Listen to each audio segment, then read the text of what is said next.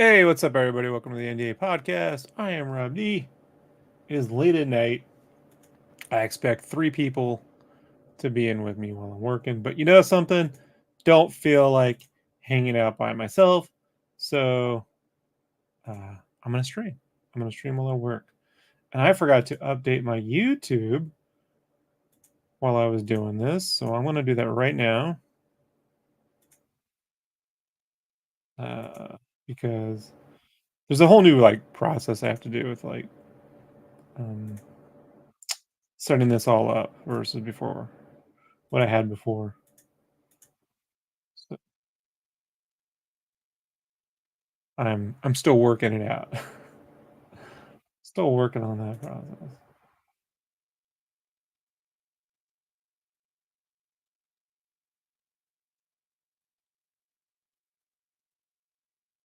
All right, so behind me is going to be some roughies for the Popeye cover. I have an Eyelid Popeye cover coming out September, mid-September. So be sure to try to snag one of those for issue 2. It'll be a variant for issue 2. And so behind me will be that plane. Let me go ahead and hit play. And we'll get that going. Hey, there we go. And I'll get the game vid behind me playing.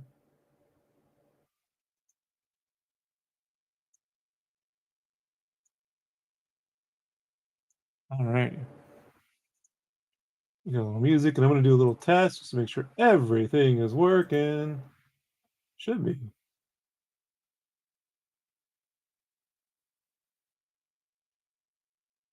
Uh, don't hear the music. But let me go ahead.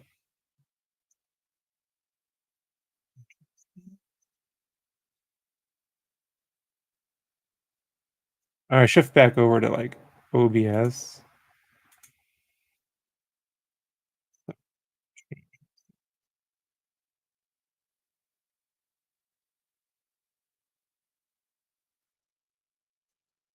Mhm.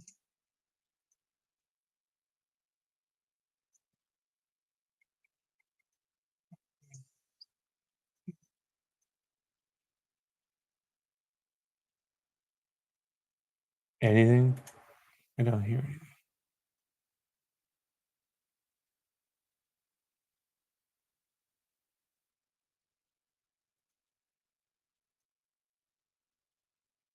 Hmm.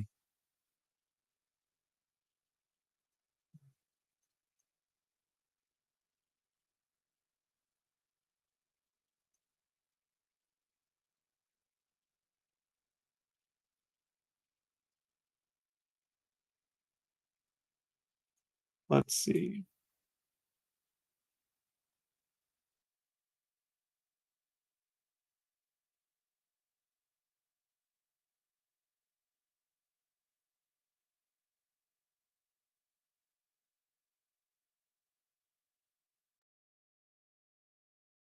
No.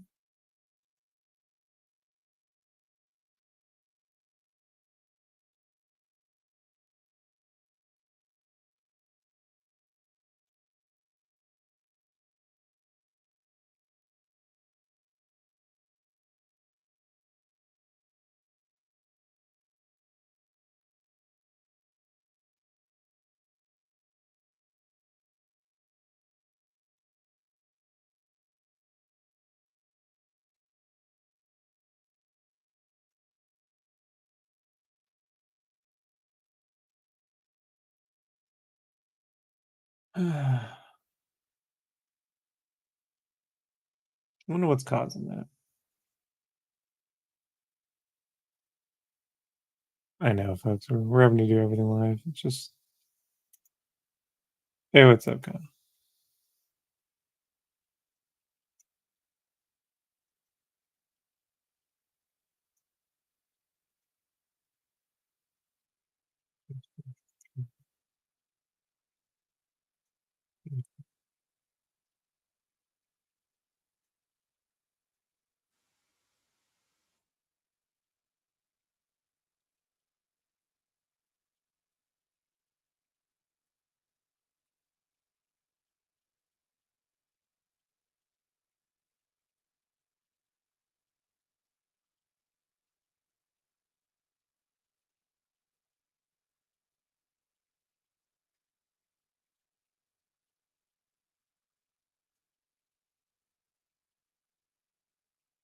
Interesting.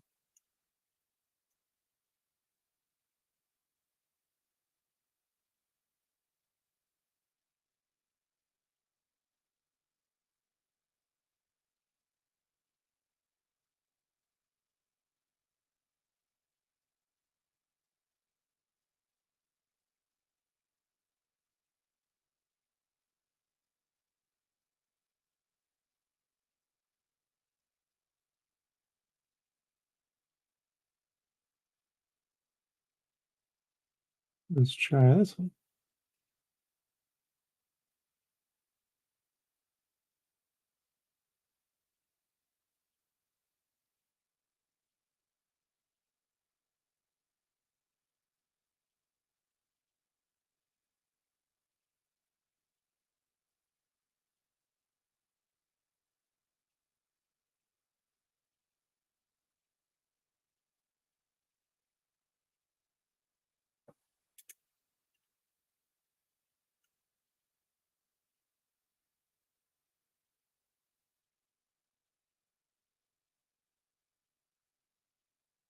I don't hear nothing. Wonder why that is.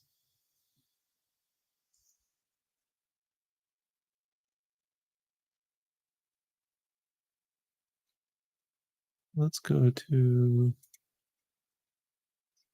settings. Maybe there's a output audio. Streaming. Ah. Hey, give me a second, folks. I'm going to disable virtual camera. Give me 1 second.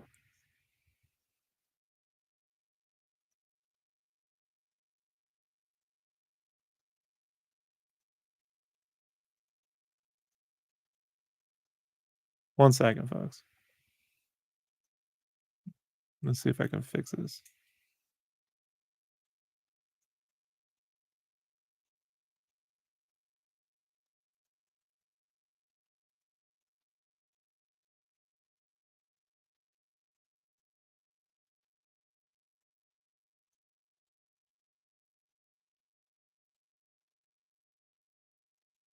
No. Let's see.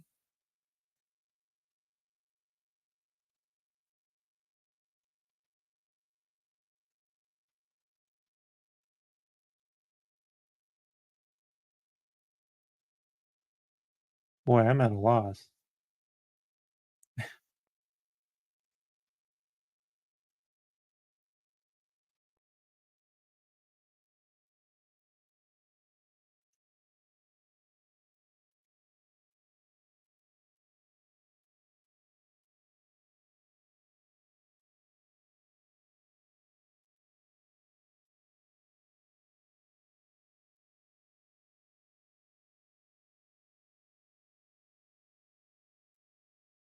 See, I see the levels, and I see it's heading out.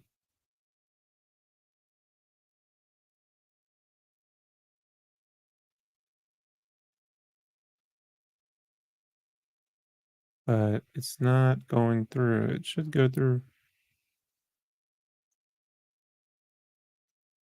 Let me check YouTube. I want to see if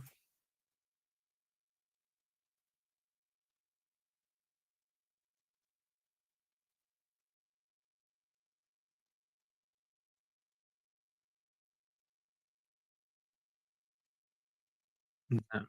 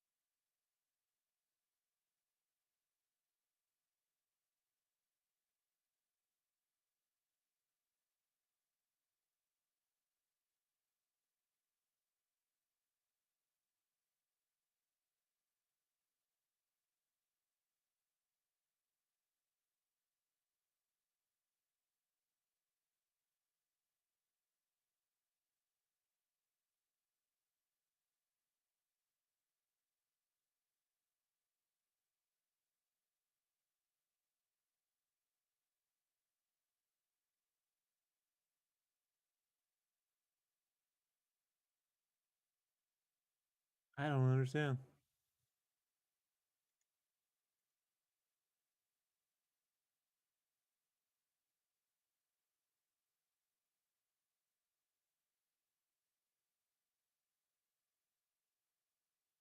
It's going through OBS. The levels are up.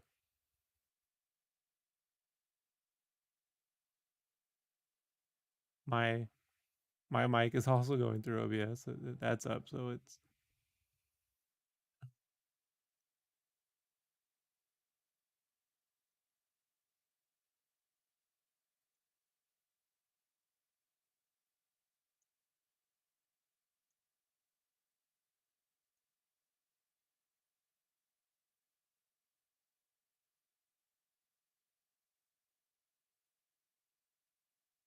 hmm,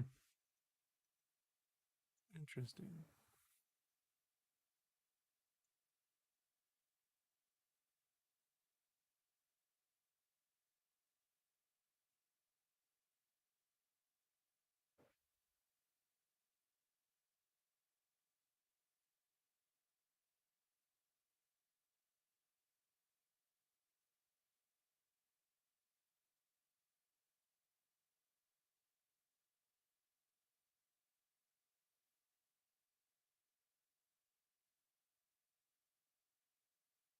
Is it a YouTube thing? No.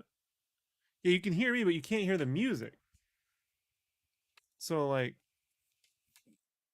I'm trying to I got it playing and it's so weird. It's not a YouTube thing. It's somewhere it's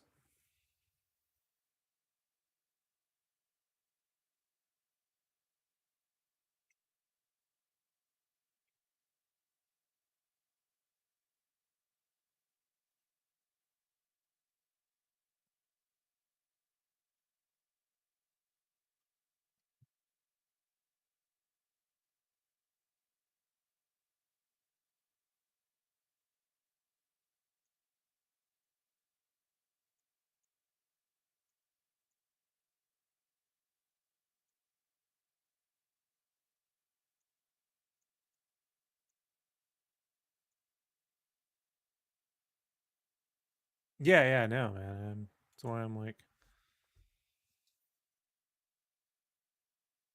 I'm a little confused. What?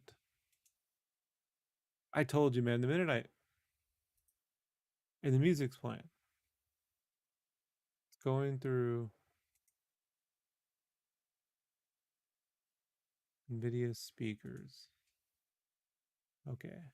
Why don't we try this? Properties, NVIDIA speakers. This is not accepting anything. So why is that not accepting? Let me go to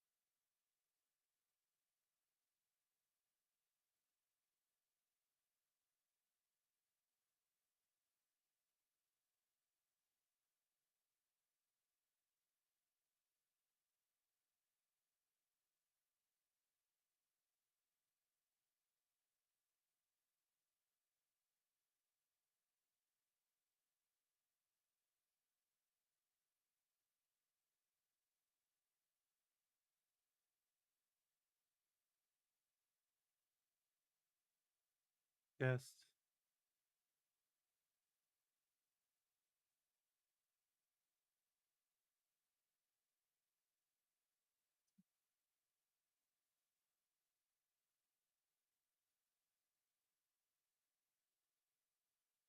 I'm gonna give it a few more minutes. I don't know what to do, guys. Like I have music playing, and it will not.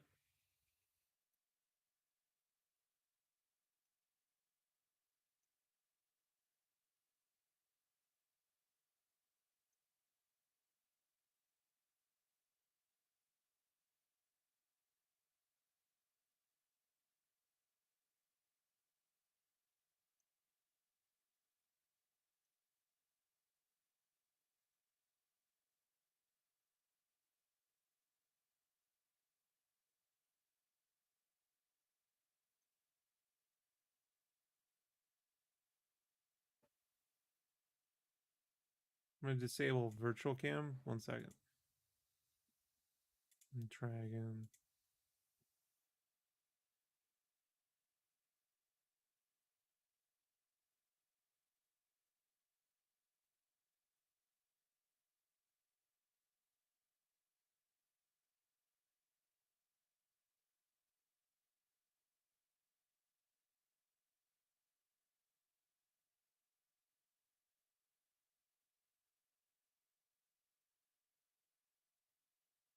No.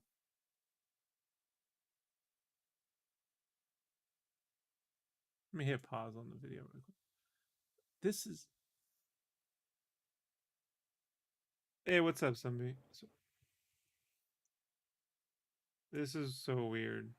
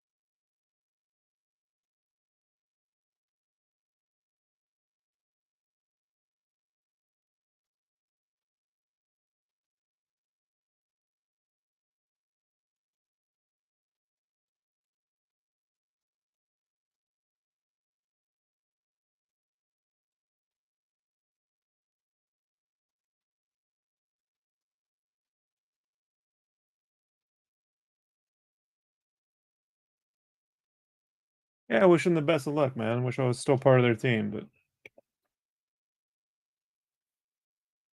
you know,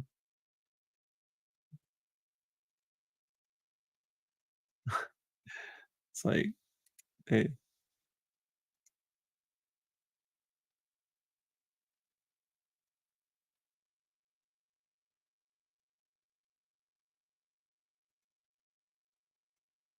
I don't understand why the music isn't coming in.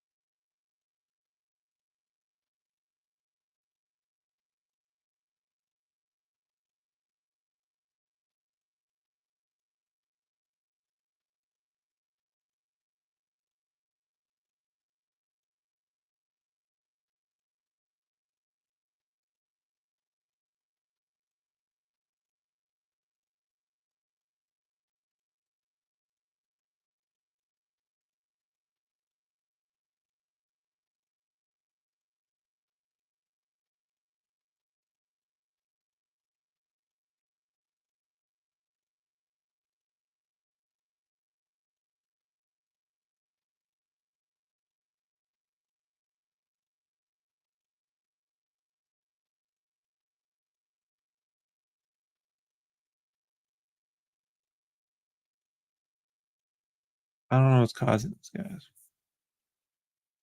And it's getting like I guess it doesn't matter. Let me try something else.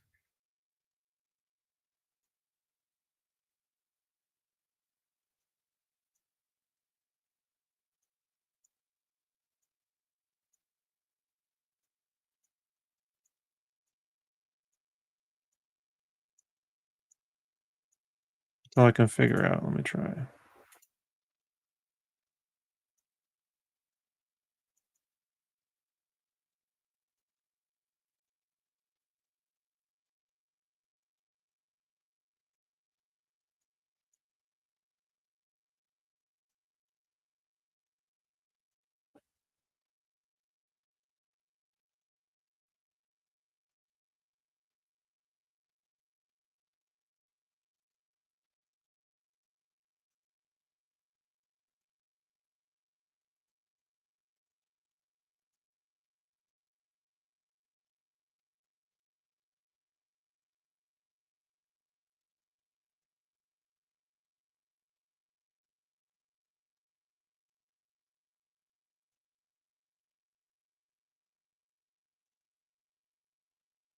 I suspect there's some weird driver I gotta install for a virtual camera that's not working right in OBS.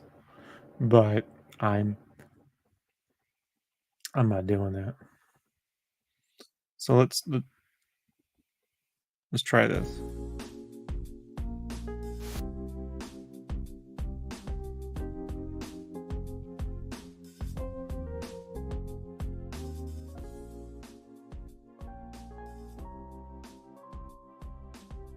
A little loud. Let me turn that down. There.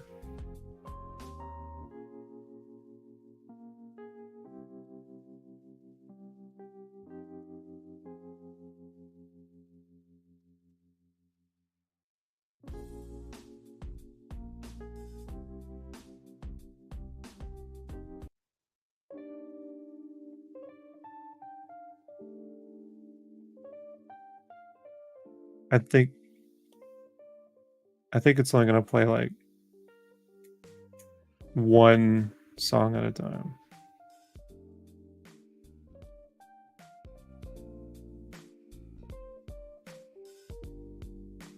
What? It's something. I'll figure it out, guys. But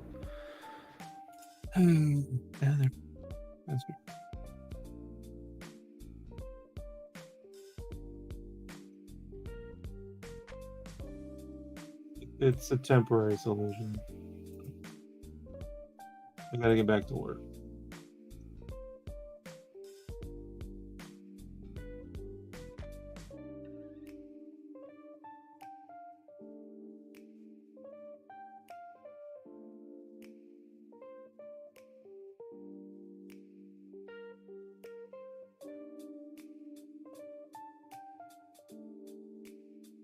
All right.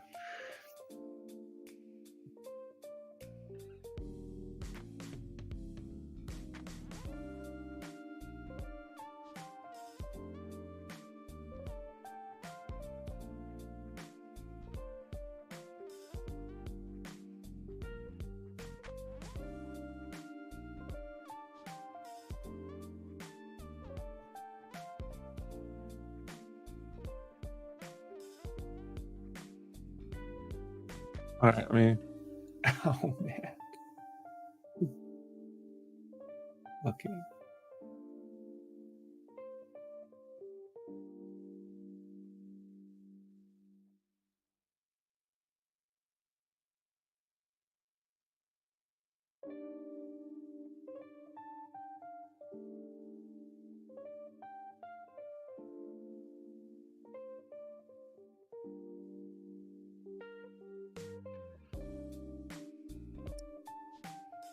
That's not gonna work. Always something, isn't it? Isn't it?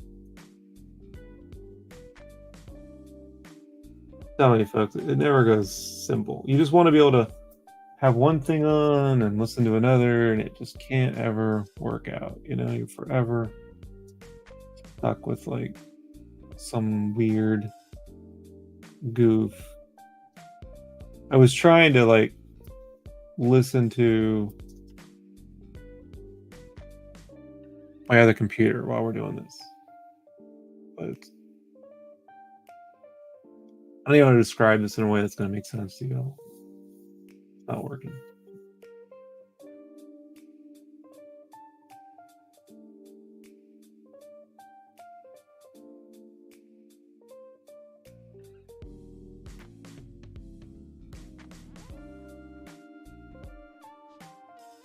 All right. Oh, guys, it's so late.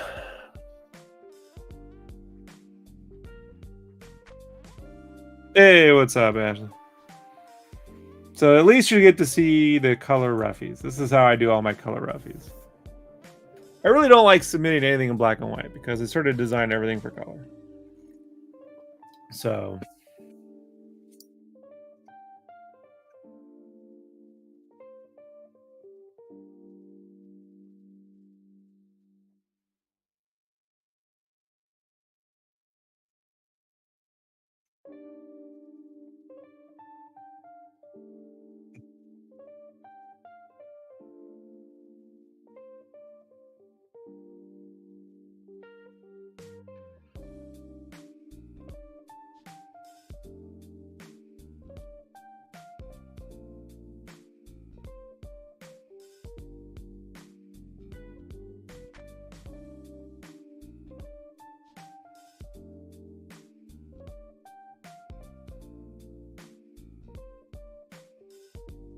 I have friends who like respond to posts I make, and I think they sometimes expect me to like sit there typing to them for like an hour or two. Like I had a friend today wanted to get into a lengthy discussion about, corporate politics. I'm like, maybe you all are really good at like typing dissertations into your phones, but I am not. Like I just get real annoyed. I'm like, this. I don't have an hour to do this, man. Like, oh, I just thought you were like a real nice, easy guy to talk to. I'm like, yeah, then talk to me. But this typing's for like shorthand, right? Do you guys like getting long ass texts? Am I wrong on it? Am I old?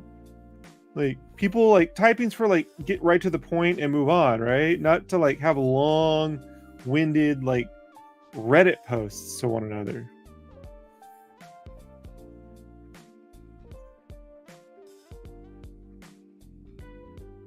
Is that what the kids are doing these days? They're having like long ass debates through texts.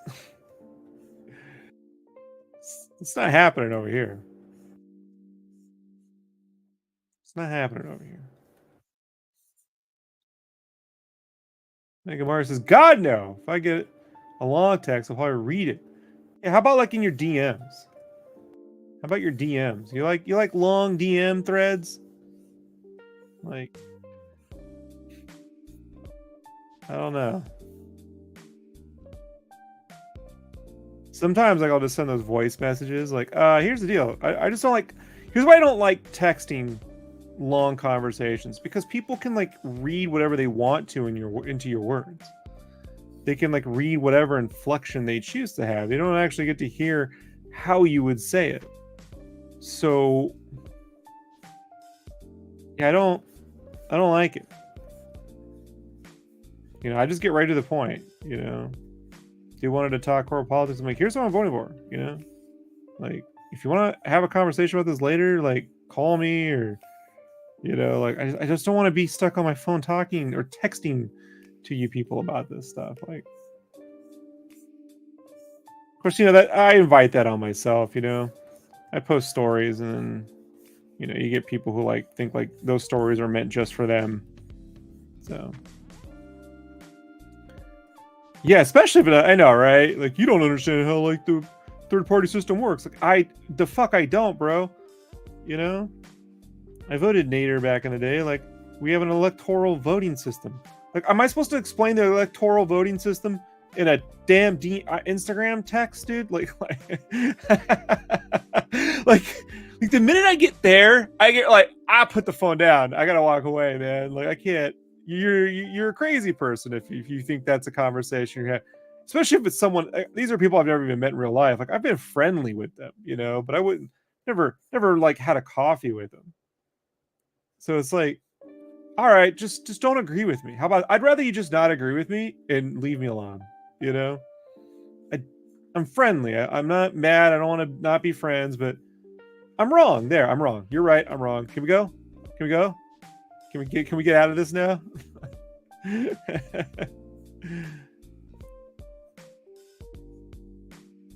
Like texting is such a pain, dude. I don't understand why everyone moved to this. I want to like DM everyone everything about every conversation and subject. I do not understand it. I mean, I guess it's a step up from emails and beeper codes and shit, but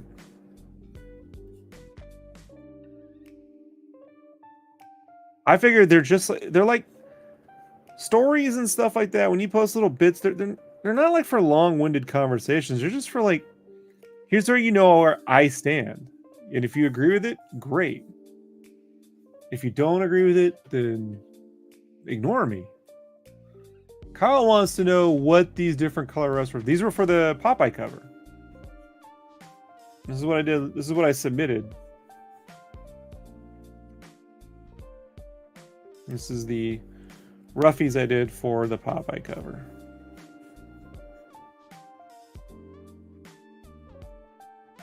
I Lie Popeye, issue 2.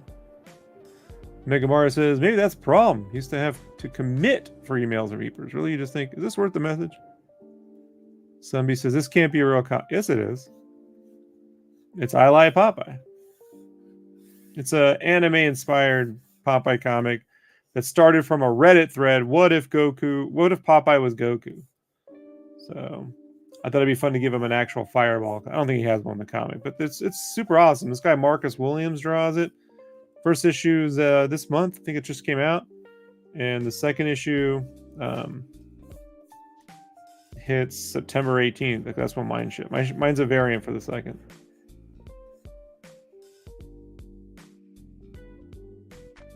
Mega Mario says, even old phone plans where each text... Yeah, well, when they had to pay for emails, I know. I don't know, dude. Like I get along with people pretty well in real life. Online, I don't know. I'm like, I like when people go, you just don't know how things work. I'm like, you're right, I don't. Kyle says, I forget you're working on one thing while the video is streaming another. Oh, right. Yeah, that happened to Steven earlier today, Kyle. I did a earlier video. He came on. That's worth leaving it on if you want to listen to. We had some good combo. But he'd forgotten that I wasn't drawing this now. He's like, so you're just doing these for fun? I'm like, no, I did these for the... And so I had to like hold my hands up. It's a video. I've recorded this while I was making. And so now I'm working on things I can't record. And he's like, oh shit, I forgot, and I'm like, yeah. As NDA means Rob's not drawing anything, pretty much. That's our NDA. Rob's NDA, yeah. I'm not entirely true. I am drawing. I'm drawing now and I'm drawing there. You just can't see what I'm currently drawing. So none of those are actually true.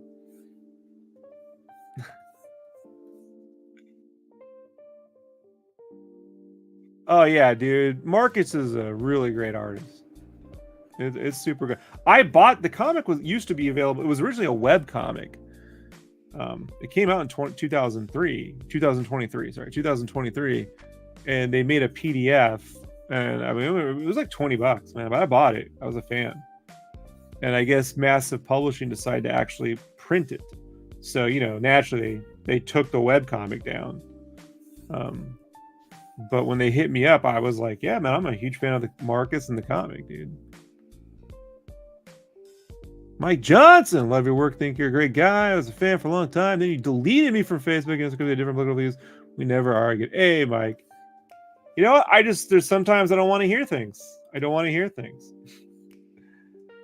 So if you sent me something I didn't want to hear, then there you go.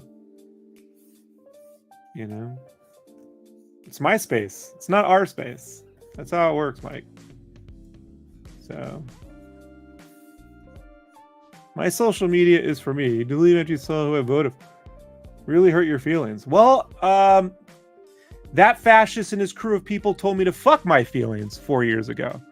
I'm not telling you to fuck your feelings, but I'm just saying I don't vote for fascists, especially guys who say that the Medal of Honor doesn't really count, makes fun of POWs. I don't like it. So do yourself a favor and delete me from your socials. Because it's kind of stalkery, buddy. And if it makes you feeling better, Rob Liefeld deleted me too. Yeah. There you go, bud. It's not negotiable, man. Like I'm not here for this. It's not like you can go, well, I believe in this. He doesn't have a policy. He's a megalomaniac dickweed, and I've hated this guy since I was a kid. This is nothing new. So grow up,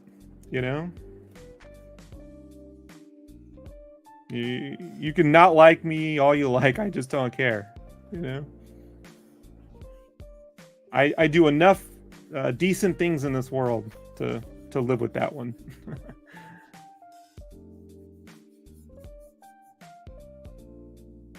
Have fun. Go to X, man. There's plenty of artists on X that are harassing people of color and minorities and transgender folks. You can go hang out with them.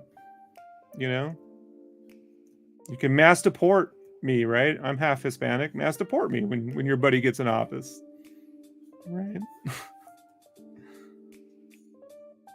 You go back, folks, you're going to see I'm a very non-political guy online. But when it comes to fascism, I mean, my grandfather and my granduncle fought in World War II in the Pacific and in Omaha Beach. I served in the Army. My father served in Vietnam. I'm not down for draft dodging assholes, who want to dissolve the Constitution. Take it kind of personal. Who says he wants to be a dictator in one day? I'm not for it, man. Yeah, I know. I'm getting out of hand.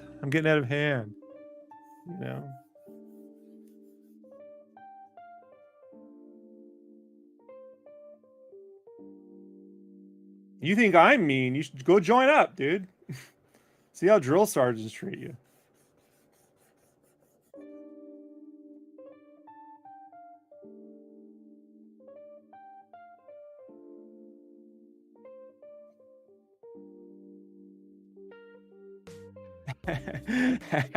We should take more photos of our bare chests, right, Mega Mario? We should do that.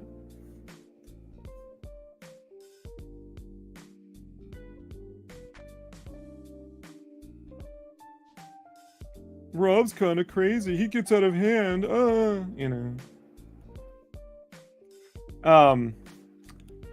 thing about Rob professionally, I don't know, man. He's always been in the questionable territory. I'll say this, right? I enjoy the podcast. I think Rob's podcast is the best Rob Liefeld you're probably gonna get. But my buddy Shelby Robertson, right, inked a shitload of his art on that Bloodstrike trade, and Shelby's not credited at all. And Shelby just went to Facebook last week and was like, how come I'm not credited on this? He literally, and if you've seen Shelby's inks, any of you seen Shelby's inks, that dude is a master inker. So it's I don't understand that. Rob worked with Shelby in-house at Extreme. I don't understand why he's not credited. Other than Rob wants the credit for Shelby's work. There's just no excuse for it, none whatsoever. And he added Rob. He knows Rob. And so my guess is he can't get any, Yeah. Yes, Mike. Shelby is an amazing inker, dude. And he'd been working at Extreme since he was 17. I own a piece of Shelby art. I own Bad Rock art from Shelby from 1995. Yeah, I've shown it.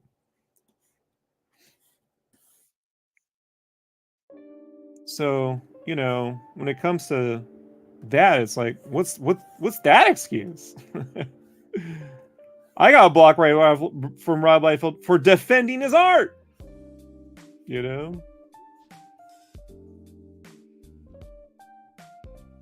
I'll defend almost any artist based on their art alone. You know, like it's ridiculous. People don't like someone's art and just don't buy the fucking art. Like I've never understood this. You shouldn't be drawing. Like, don't tell someone they shouldn't be drawing. Don't hire them if you don't like their stuff. Don't buy them if you don't want to buy their stuff. But not crediting inkers and colorists, you know, specifically inkers in this conversation. I'm just saying artists in general. That's on not just Rob. That's on Image. You know, that's on everybody. But definitely on Rob. I mean, I couldn't imagine on my own book being like, oh, the colorist Rob. My colorist Rob Nugent. If Rob Nugent wasn't getting credited on colors, I assure you, this whole, you see this version of me that's super confrontational would go right to them. Like, hey, what's up with that? You know? Period, dude. I don't like bullies. I don't like artists who don't get credit. I don't like, you know, I just like fairness and equality, man. That's how I am. I live by my own code. Your signature was, yeah, they do that shit too, Mike. And that's bullshit, by the way. Like, I've had studios go, oh, could you remove the signature? And I'm like, no. You know, and if you remove my signature, well, then that's the last we'll work together, you know? You know, some artists do make their signature a little too big. I'm not saying you did that, right? But we know, we've seen those where the signature takes up like, you know, like $50 coin, you know, a $half coin, $50, half dollar, 50 cent. So, you know, but that really isn't what I'm talking about. I'm talking about where they just straight up are like, don't put your signature on it. Now, I will say if they give me credit on the interior, but it needs to be credited big if they're going to do that. I don't want some little thing, you know? So, like Game Informer was that way. I got the credit on the interior. But they were dicks too, because like, they didn't give me credit when they posted my art. That's a whole thing. So, but it's bullshit. The industry does have those studios that do that, man. I've never understood it, other than the conspiracy theory on this one is Image Comics. Image, ever since those artists left, you know, and did really well, I think every publisher has been like, we got to keep artists from getting a name. They'll put a writer's name big on a cover, as on an omnibus, as if the writer drew the whole damn thing, right? 50 different artists worked on this writer's book, but the writer will get sole credit on the cover. But an artist, now take your signature off. I mean, the only recourse you have too is, I guess it don't work for you, but then you blacklist yourself.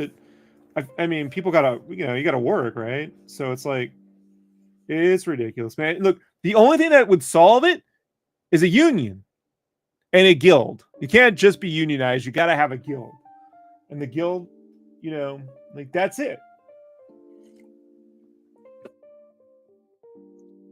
You know, collective bargaining is how we got through. And you could say, well, it wouldn't work for comic book artists because we're all independent. Yeah. So are studios, dude. So are crews. So you'd have to be in a guild. We would need a comic book something guild for the big three or the big four. Anyone that goes through Diamond or through direct sales should have to be in the guild. That I think is the way through. Shouldn't we as a cover be listed as a cover art on the credits inside? My name was put on the book. 6.5 on the back cover. Well, again, the only way to guarantee standards would be if we had a guild and a union. Then we could all decide on what that would be, and then we'd have to go and, you know, collectively bargain for that. That's the power of unionization, man. You know, as freelancers, we have zero power to demand anything other than we say we're not going to work with you anymore, and then we lose out, right? So that's the whole thing, man. And they've said for the longest time, again, like, it can't work in comics, and I'm like, no, it can, you know. But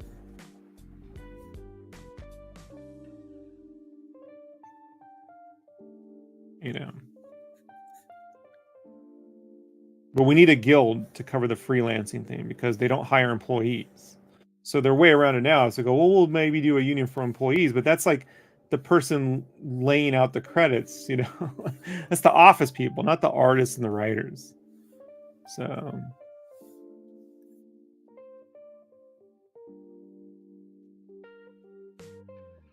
not just for comics, I think for publishing as well, you know.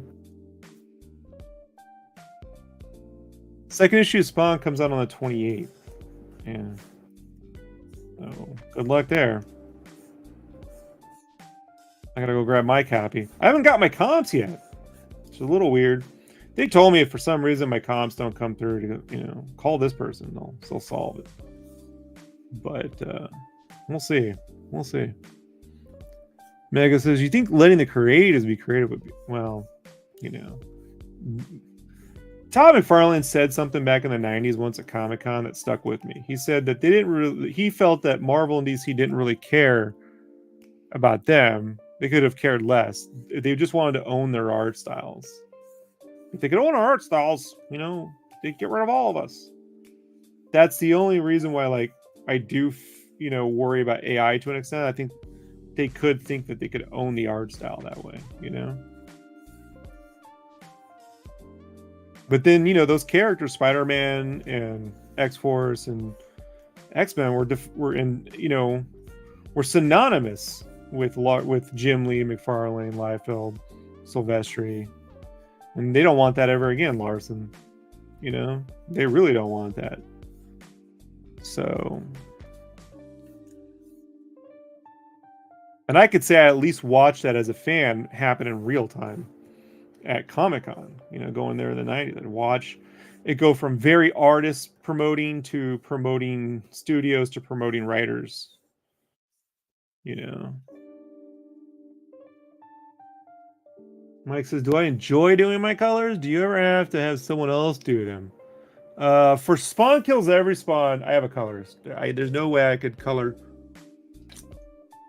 the issue and get it up. These days, though, I do color guides.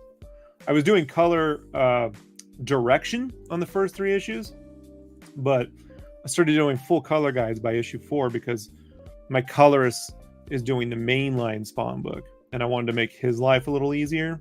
So I don't really get paid for that, but on the upside, I see all this stuff in color, Mike, like when I'm working and developing. So I already have all the colors worked out, like as I'm drawing it.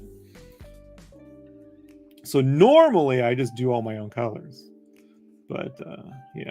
So this is the first time I worked with a colorist since 2009. So last time I worked with the colors.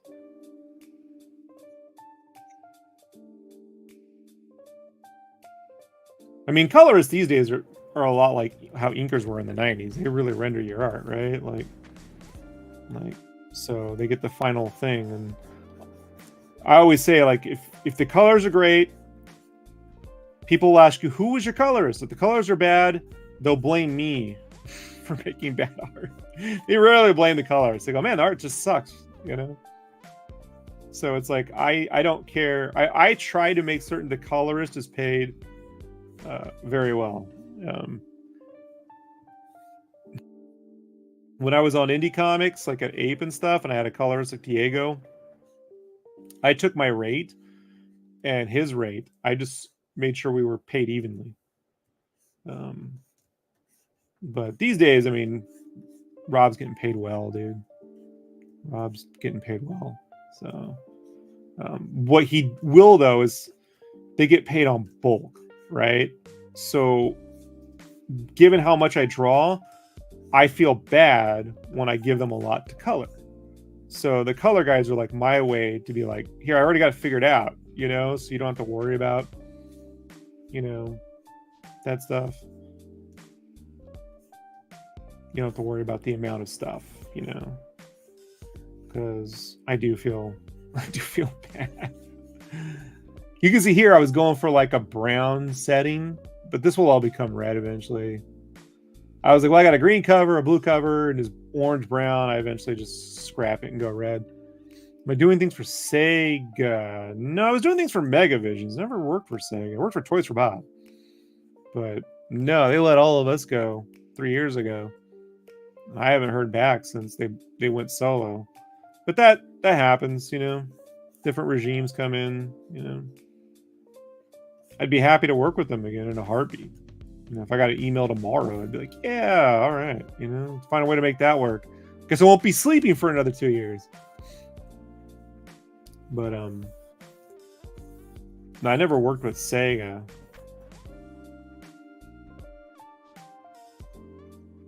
Big fan of Lizard Cube though. You know who Lizard Cube is? They're the one that did all the remake for Dragon's Trap and Streets of Rage 4. I wonder what they're doing. I think they're making a Shinobi game. I want to say they were making a Shinobi game. Cannot remember.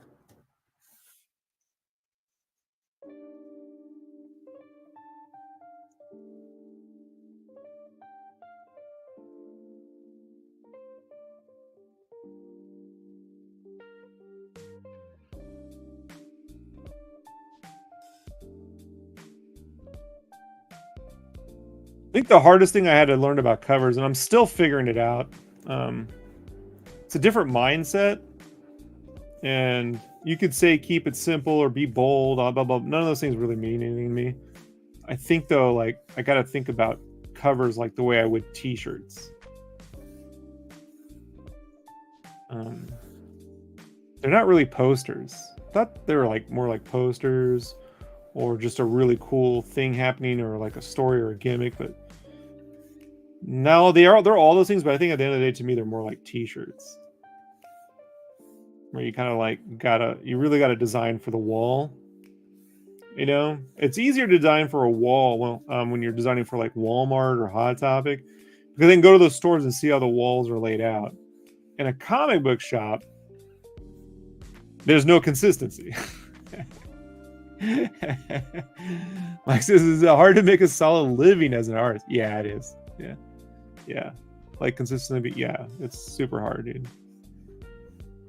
It's super hard. You know, I get really good paying jobs and then I get not so great paying jobs and I gotta save money and, you know. Which is why I feel obligated when I get a gig like Spawn to put in as much as not too much to draw as many things as I can, but I feel like a real sense of responsibility to like make it worth your money, you know? Like, because there's so much out there to choose from. Why pick me? You don't even know who I am, you know? So if I want to keep that gig, you know, I feel like, you know, I mean, if it was monthly, corners have to be cut somewhere, you know, but I kind of work on like budgeting for the year. Kyle's off to sleep.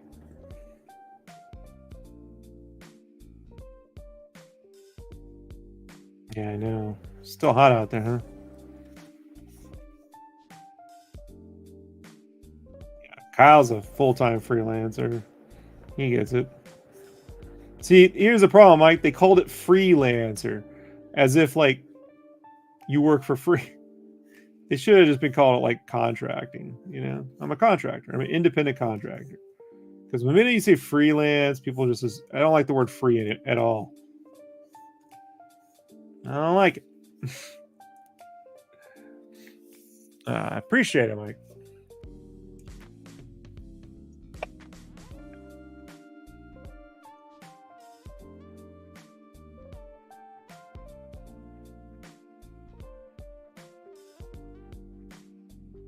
Hey, we got the red background. Look at that.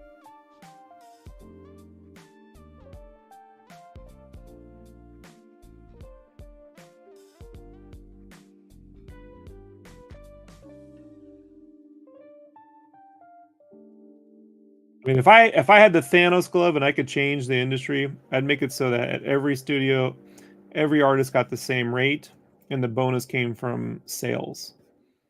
You know, residual sales, and if it, you know, merchandise, licensing, movies. If they do a movie that involves your story arc as a writer and an artist, you know, you guys get residuals from that. So I would do away with page rates entirely, because major studios own those companies. So I would just have all of it written off, basically, almost at a loss, because they're making all their money back. They're making all their money back on movies and toys and animation and games and stuff.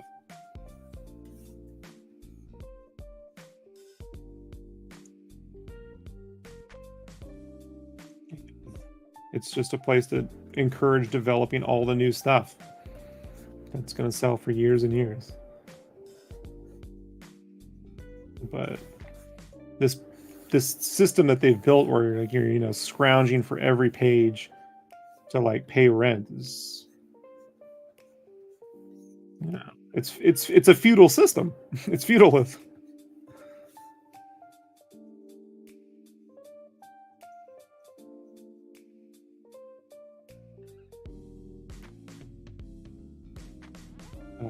One thing at a time, right? One thing at a time.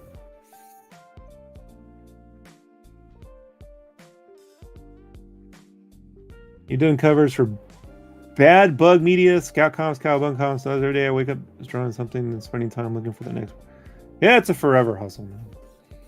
I was happy to be at Toys for Bob. I didn't have to worry about it for like 3 years, you know? And I was hoping to just stay there for at least 10, you know? So the next thing I plan on doing after this is just working on my own stuff. You know, I think probably the only way forward is to try and get a literary agent and a real publishing deal. In order to do that, you got to draw things that go beyond. They go beyond basic superhero comics. You have to enter that auteur thing, man. You know, and I couldn't tell you how to get there because I'm not there yet. So if I get there, I'll be sure to let everyone know how I did it.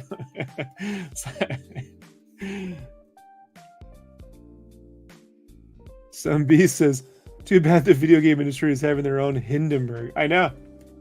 For no reason, by the way. For no reason. But that's all of tech right now. All of tech is like, we have to have insane, never-ending profits. We can't break even. We have to have insane profits. Like, there's just no such thing as unlimited continual growth in anything. That's not how nature works, man. You know? Like, you should have contract, rise. But overall, you get a steady incline over time, right? And you profit, and sometimes you have to save. But they don't want to run businesses like that. They want to run businesses like they're never-ending slot machines. You know, just spit out money all the time. They're never going to lose. So they're just brain draining their companies. Forget me. I could care. You know, I'm not speaking on my own behalf.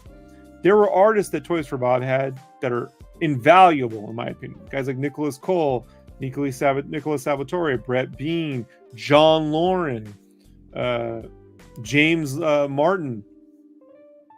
These were just... they had Airship Syndicate doing like all the 3D models. Airship. I don't know if you guys follow Airship. Go follow Airship Syndicate. Jesus. They're just brilliant, and they just throw this stuff away, you know? Like, oh well, you know. And you're like, what are you doing, man? You know, you could throw away a CEO. You can't throw away that kind of talent. Wouldn't mind a Sketchcraft comic in the vein of too much confidence with the mechs. Yeah, you're going to definitely see stuff like that, Mega Mario. I can assure you. That's the only way forward, man. For me, you know, like if I'm going to survive on my own. So, this, Joe Mad company. Yeah, like Joe Mad had to do that, you know. But like, watch him just throw Joe Mad away, you know. Not Airship isn't, that's not, I'm talking about, their Airship Syndicate Joe Mad. Who am I talking about? Airborne. Sorry, Airborne. Airship Syndicate's Joe Mad. Airborne Studios is the one that did the modeling. They're a French-based contracting company. They did work for everything, man. Toys for Bob, Overwatch, they're just a brilliant little studio, Airborne Studios. But Airship is dope, dude. Like, don't get me wrong. If I was a billionaire, I mean, there's no reason why Airship shouldn't be doing kick-ass AAA work. I really like the Battle Chasers game. I just wish it was like a PS1 scale RPG, right? Because they just didn't have the budget to do something at the scale of the Tales games. I don't know if you play a Trails in the Sky. I don't know if you play Trails in the Sky, but those are like modern 32-bit games. But you apply that. I mean, did you imagine if Airship, because they have all that, they do all the rigging with the Joe Mad style art now too, right? Like with Sprite. Is it Sprite? What's the name of that? I own a freaking license for that stupid software. But you know, like Vanillaware, like they rig up the art. Could you imagine like them doing like a Metroid game? You know?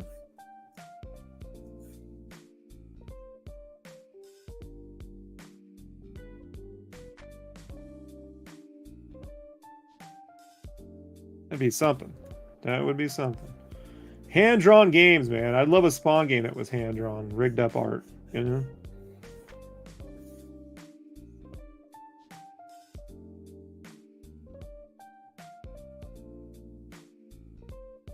You can get such a bang for your buck with that technique, you know? Exactly. If it was an FF7 scale, yeah. Just trying to do like a roguelite Diablo thing, it just that wasn't the spirit of Battle Chasers. Battle Chasers was Final Fantasy VII. So I don't know. I get it's a small scale game, but yeah. They could have made it. I still think it was possible. I mean, if Banner Saga pulled it off to an extent, you know. Although Banner Saga overcomplicated the play controls. They said it was going to be like Shining Force, which was a pretty simple play control scheme. And it was not a simple play control scheme. Beautiful game, Banner Saga. Yeah. Soundtrack too, right? Austin Wintory's. So good. I backed all those Kickstarters. I backed the Battle Chasers, the Banner Saga, all that stuff. Megmar says, everyone loved Cuphead. You think that show Rocksteady or Square Enix or whatever that people don't want or heed realism, just cool. I know. And cool design ages so well, right? It ages so well. Like, if Resident Evil, can you imagine making a Resident Evil game that looked like Joe Mad's art, like the PS2, the PSM cover? Remember when he did the PSM? Imagine if they made a Resident Evil game in Joe Mad's art styles. Yeah. Banner Saga, the controls were overcomplicated. They should have been very simple, like Shining Force. You can play it on a 3-button controller. You know? Super simple.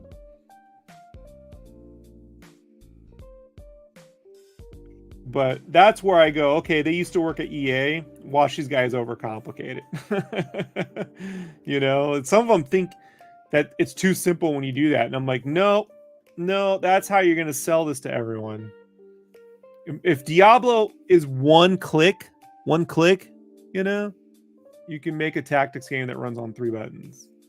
I mean, preferably Shining Force 2, because Shining Force 1 didn't have an inventory system. It had a free-for-all. It was not, you know. But Shining Force 1 did have a pretty straightforward storyline, which I appreciated too.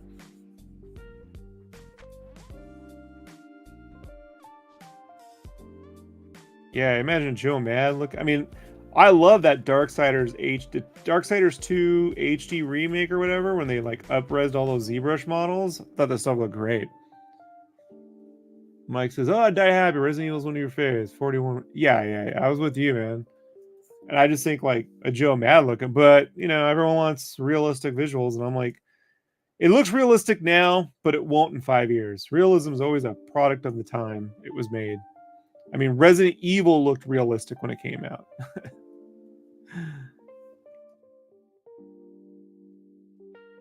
So I always side on design.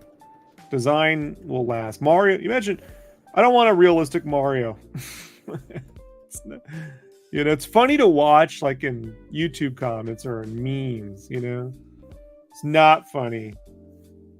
It doesn't age well like in an actual game.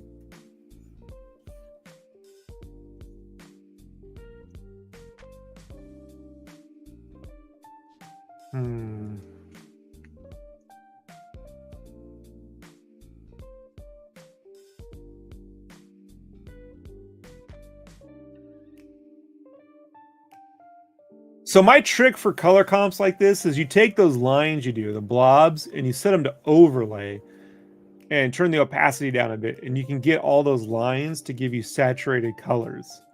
And then you can use the lasso tool to block in all your basic shapes.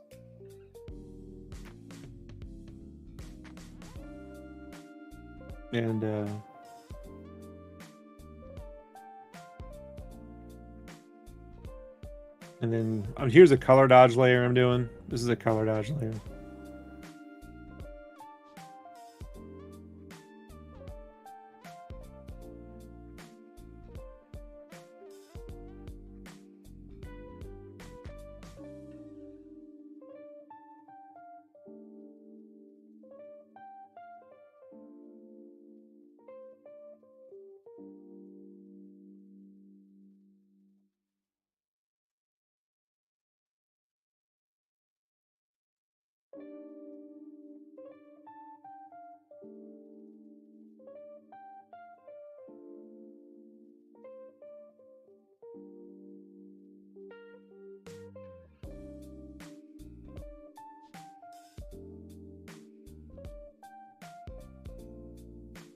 And what's cool about that is you can set if you're say I use old school Photoshop, not the new stuff. I have an old copy that I paid for. So what I'll do is I'll create a color dodge layer, and if you double click on it, it'll bring up the options, the layer options, and there's something called transparency shape layers. You want to uncheck that. So when you do that, and the color dodge layer, whenever you add color, it'll come out more like light. I don't know how to describe it. It's more like bloom lighting in a video game. So you can get really cool like light effects with that. If you use color dodge by itself, it's not the same thing. Mike asks, how many layers are in this piece? I have no idea. I don't really worry about layers.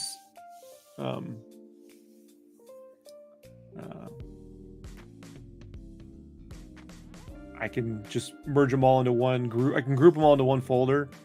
And then when I'm done with the piece anyway, I just screen capture and paste into a new file and separate everything when I'm done. When I'm coloring the final piece, I have a organized, like my coloring has an organized file structure. So like lines, flats. And in that, you're somewhere between like 20, 30 layers.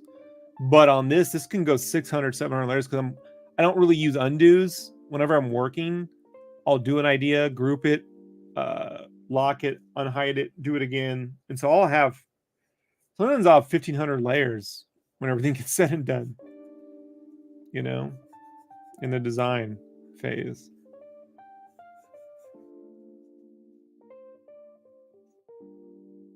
I think the file I'm working on now, I'm on 605, but it's not that I have 605 active layers. It's just that I constantly make new layers and throw stuff away. So it's very difficult to track how many I ever have. In the very end of a file, like this, I don't worry about cleaning up, but even in my lines, everything gets merged into one thing and then gets structured. And when I send it off, the colorist gets a very easy file to read. They don't get this. But I just keep working on top of new layers. I don't really worry about going back and moving things around. Do I use custom brushes? Yeah, a lot of my brushes are custom brushes. A lot. Some of them are based on Kyle's brushes, but then like I've done so much modifications, they're very, very few out of the box Kyle's brushes. But I've made my own. Like I have I made a lot of brush. I mean, the brush I mostly draw with now is my own brush. It's not anything special. It's a diamond brush. So I made a square brush. I just made a diamond brush. So that lets me get the thick and thin. So with a diamond brush, you can draw in the center. And then as I push out to an edge, it creates a thick. And I can go back to center. So that's how I do all my thick and thin in one stroke now. I'll go back and do extra thick with ink texture brushes when the inking phase happens. But I draw with a diamond brush.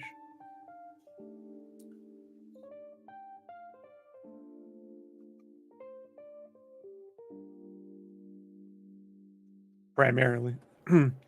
Primarily.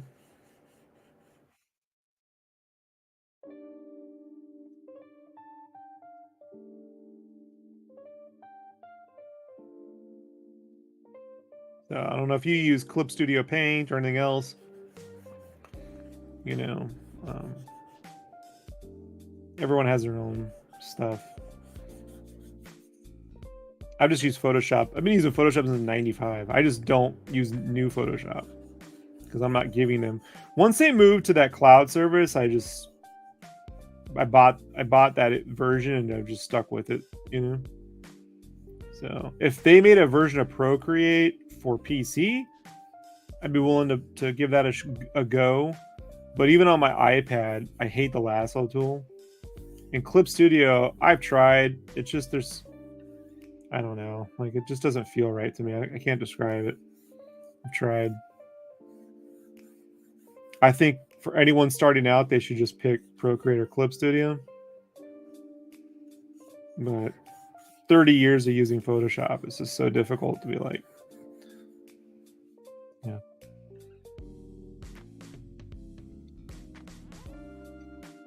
I use adjustment layers to ink like my lines now and stuff. So like all my gradients, color styles, they have tons of stuff. It just won't transfer over. I've tried being like, oh, you can just import your brushes into Clip Studio. They don't work the same. You know, like they don't, especially the painting brushes. So the drawing brushes mostly, but the painting brushes don't. So I'm like, well, you know, what am I gonna do? You know, I want my stuff to look 90s, then I'll use Photoshop. Right? It was there in the 90s. Maybe I should go back to Photoshop like 5.5 or whatever, right? Or 3.5. They're using 3.5. They're using 3 when Haberlin took over at Top Gun.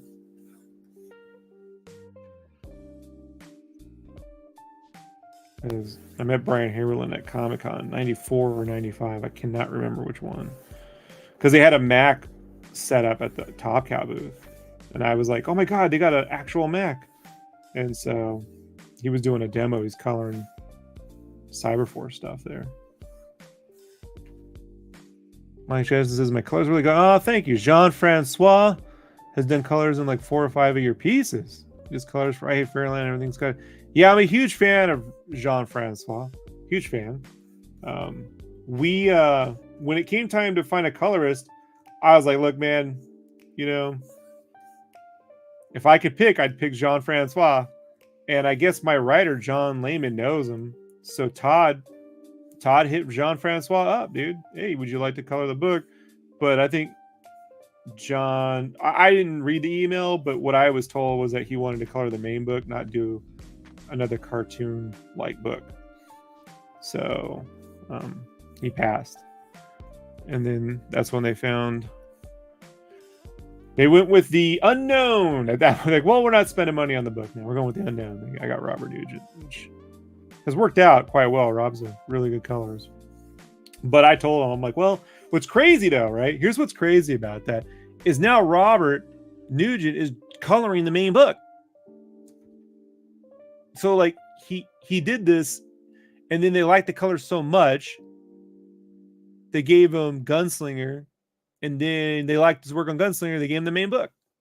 So it's like he would have got there. He would have got there, you know.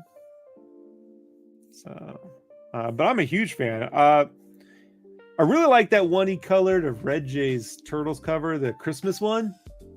Right, the Christmas one was done. And if you did, Jean-Francois did some really good Violator acrylic paintings a couple years ago. I thought were really good too. Yeah, he's a super talented dude, man. One of the, probably the best colorists in the business right now. The work he does at Fairland was great. Coloring Brett's work. I work with Brett at Toys for Bob. So I saw Brett at Comic-Con. I was like, dude, everything's looking great.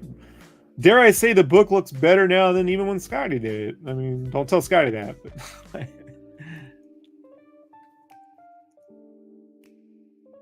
oh, you're on the monthly billing plan. Yeah, that's tough. I got the last version. I just paid the $650 or whatever. I'm like, well, I'll just get creative. I'm not paying a monthly thing. But I get it, dude. Not everyone has $650 to throw down. And at the time I had Toys for Bob money, so I was like, it was good money. So it's like, well, I did try Clip Studio, man. I really did, because I was friendly with some artists that were big on it. But even Brett doesn't use Clip. He uses Photoshop. So when he draws digitally, he has a lot of traditional ink. So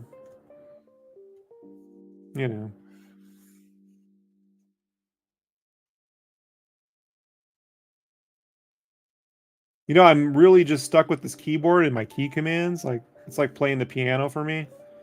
So it's hard. And I've tried to, it just doesn't all work the same, especially the lasso tools and the adjustment layers. You should do a cover for I don't get to choose. You should tell Scotty I should do a cover, because I don't get to choose that, I suggested Brett for a variant for my book. 100%. He was the first name I put on that list. But they don't listen to me, Mike.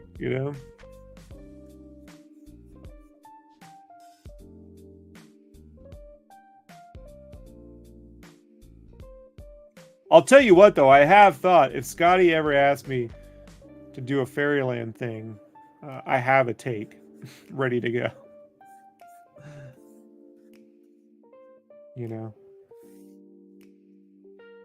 I'd be like, how about this? Always have an idea in your back pocket. You never know when someone will ask you.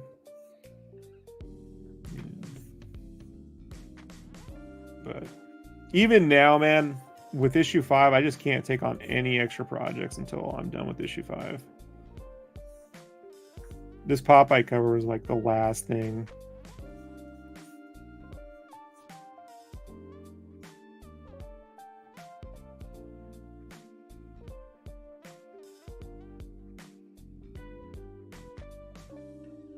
How would I go about it? Oh. No, they reach out to me, I mean, Scotty's been friendly. He gave me a congrats on the book, and he's bought artwork from me before, so Scotty's a good dude. He's a super nice guy, man. So I'm always like, you never know. I mean, it's like Todd. Todd just hit me up on Instagram. Like, that's about it.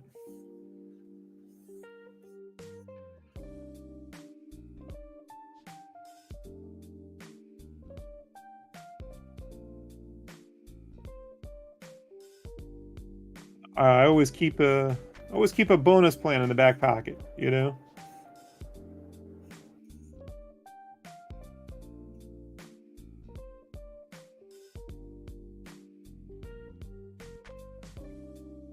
Interior work draining. It's long, man. It's long. The whole thing is exhausting. Like, but there just came a point where I was like, I don't want to just do a cover, I want to tell the whole thing. But you do have to get to a point where you want to do it, If you don't want to do it, then don't, because it's not worth the trouble.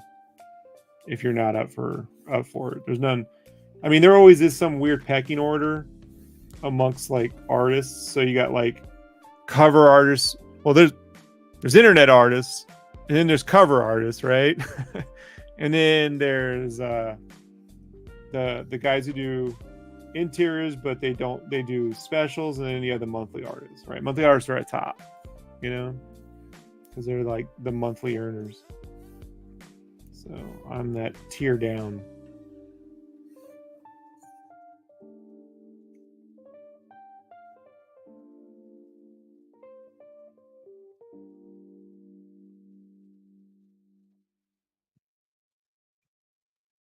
But I mean, like that SpawnCon page I did on issue 1, I spent 24 hours inking the final inks on that. I have a much more efficient way of doing digital inks now, but at the time I didn't. So it took me, I did 24 hours straight to get it done on time. You know, and it was because of that I started thinking I got to find another way to do this. Because this is not sustainable. Do I draw straight onto the Bristol board, or you put the page together separately? Both. Mostly digital these days, because I like moving things around, but some days I can't feel it when I'm working digitally, so I just go on the board. I tend to submit all my thumbnails as digital roughs anyway. So, because you need to resize. Composition is everything. So resizing and moving things around. But when I'm doing my own, see, that's the difference. That's working for like studios. For myself, if it were for myself, something I was controlling, my own book, I would be doing it all on paper first. Because I have a very unique way of conjuring up layouts, but I can't do those layouts in this book or in any other book for a multitude of reasons. They're weird. They're weird. and I kind of want to save that stuff for me. I'd rather my more unique stuff be something I make the money off of. So, you know, but I'm gonna be honest, they've seen it. It's not like I hide that stuff from my, you know, they just don't know what to do with it. So I don't know how to describe it more than that. But I do arrive at very different ideas sketching on paper than I do digitally. 100%.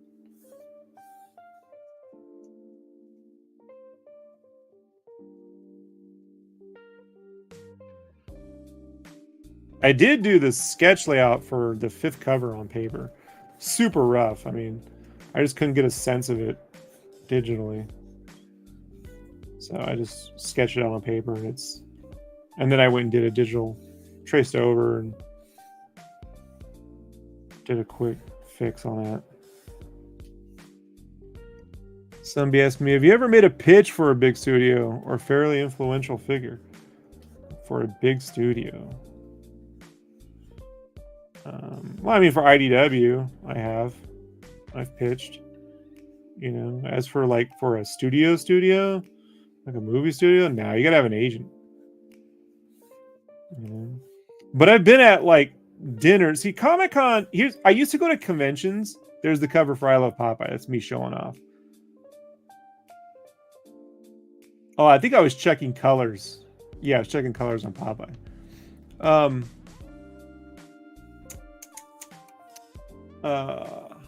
What was I saying? I used to go to conventions because that was where I could schmooze, you know? And so I would go to like dinners with people who, you know, like actors or screenwriters or producers. And so you'd sit there talking with people, you know? And I mean, I almost drew the Clone Wars book back in 2005, but you know, I was a little bit of a wise ass. They were just like, you know, because I was doing like this animated style and I was pitching them what I would do.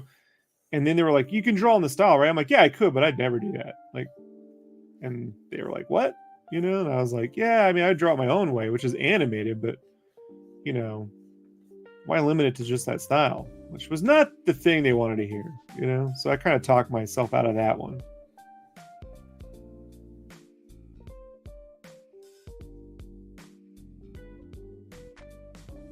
Like John says, so how long would you say you spent drawing a full issue? I mean, there's people that just spend 120 a page on pencil. Oh, I don't know.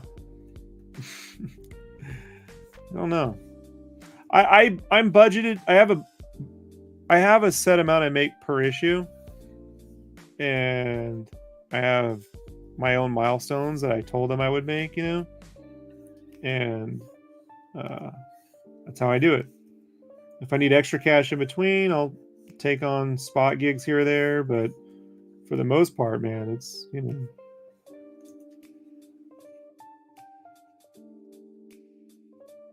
it's not the same as working for game companies, I can tell you that. Here's the thing. Right now, the entire industry is kind of makes its money on, as you know, do this much for this many hours, and $30 an hour, however you work out that per hour rate. But when it comes to this stuff, I need to get noticed. I need to get noticed. So for me, I'm just trying to draw the best thing I can draw. I'm not worrying about that. And sometimes it just takes me longer. Sometimes if I have headshots, I can get like 2 pages done a day. But I don't get a lot of headshots. I get like I can't say that. I get like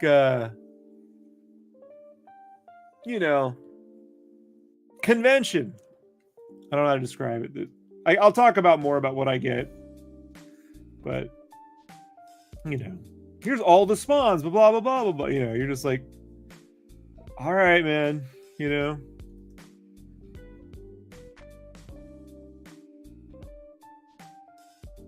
So what I'm trying to work toward is something more like a publishing contract, where you get in advance for a year, and then maybe a residual based on sales. Long term, that's I'd like to have my own work in print, so I'd see that sort of thing. So right now I'm in the get noticed. This is a person we want to do business with phase. So I can't do that on covers alone because my art it would just be seen weird. It wouldn't look like anything in the book, and it's not relatable. So I need the book. I need you to open up the book and see the same art on the inside that you see on the cover. And then I need the book to be like, oh, I need people to go, man, I wouldn't normally buy this, but I'd buy that. And so, I just operate from those things. And I won't lie. I mean, I have a wife, so we have a dual income. But some years I make way more, and some years she makes way more, So it evens out. If I were single, I would have a full-time job, probably doing t-shirts still. I'd probably just go back to t-shirts. And then I would not be doing Spawn. I would be doing my own books. Or, yeah, I probably wouldn't be doing Spawn, because I couldn't see how it would be sustainable.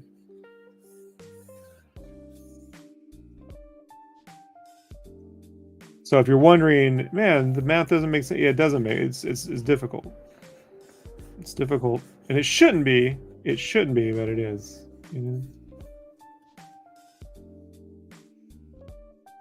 Oh.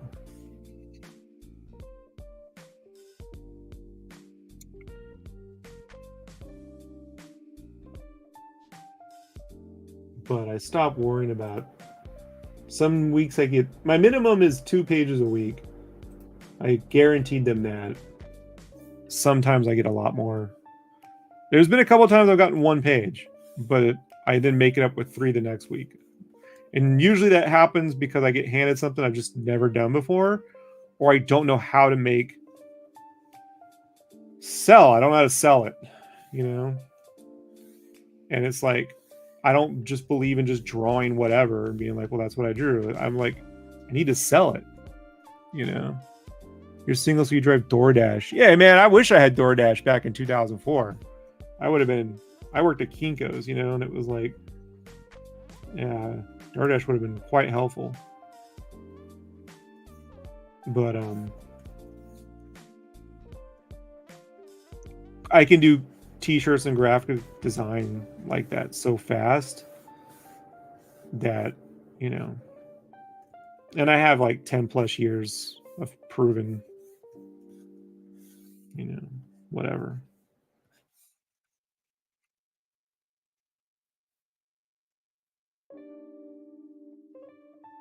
Hey, what's up, Nick?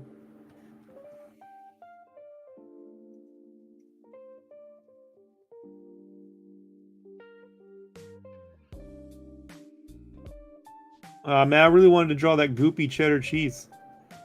Put a nice tasty burger on the cover, huh? Look at that. We got those 90s girls' hips. Give her the little choker. Kinko's. That was before FedEx. Yeah, man. I was actually working there when FedEx bought them. And I didn't, I already knew. I was assistant manager at that point. And I already knew the writing was on the wall. So the second they said we had to learn how to be FedEx employees too with no pay raise, like, you got to do the, like, we get any money for that? Like, nope. I just got out, you know? It's like, I'm not going to get paid the same to do another job. If I wanted to work at FedEx, I would have worked at FedEx.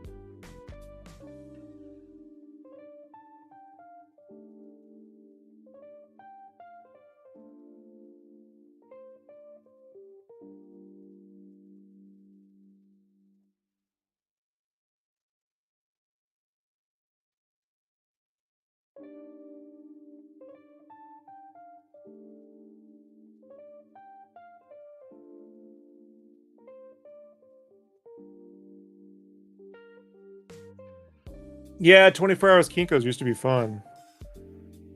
And I worked sign and banner, so I was working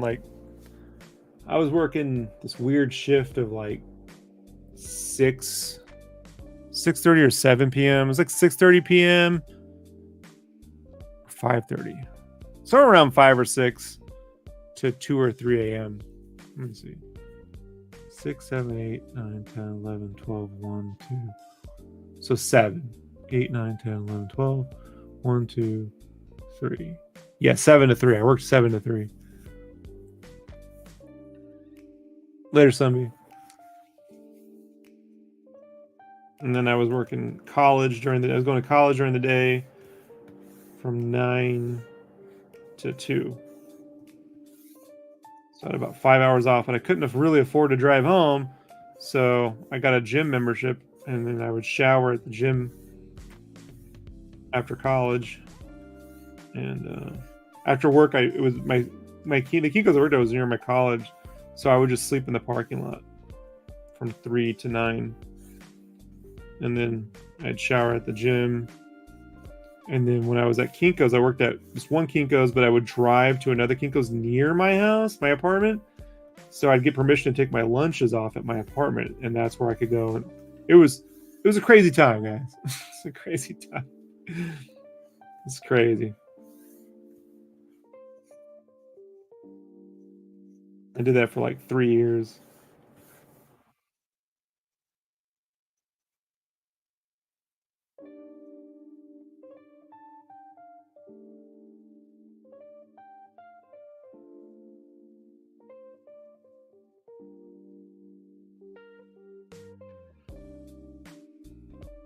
What did I study in college?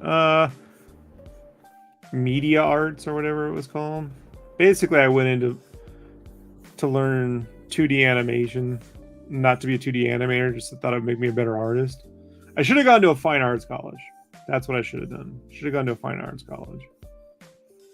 But I went to like a trade school college for art, and it just became 3D, and I hated it. I mean, by the time I realized I was trapped. There really wasn't a way. I could quit, but I would just owe money for nothing. So I just finished, you know. My whole life, Mike, that's the only regret I have going to that stupid place. They were forced to be shut down, you know, because they're so horrible. But, you know, the degree stands, you know, for whatever it's worth.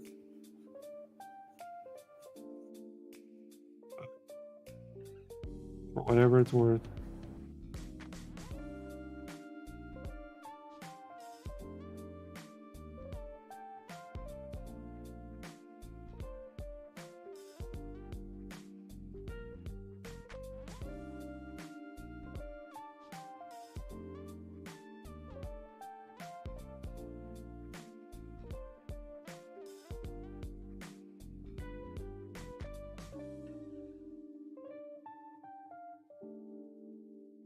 ITT, yeah. Yeah, same deal, man. It's bullshit.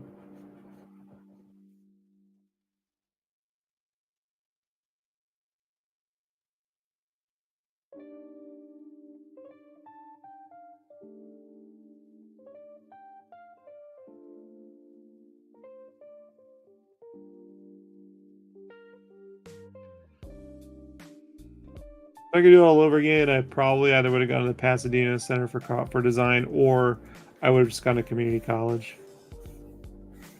You know,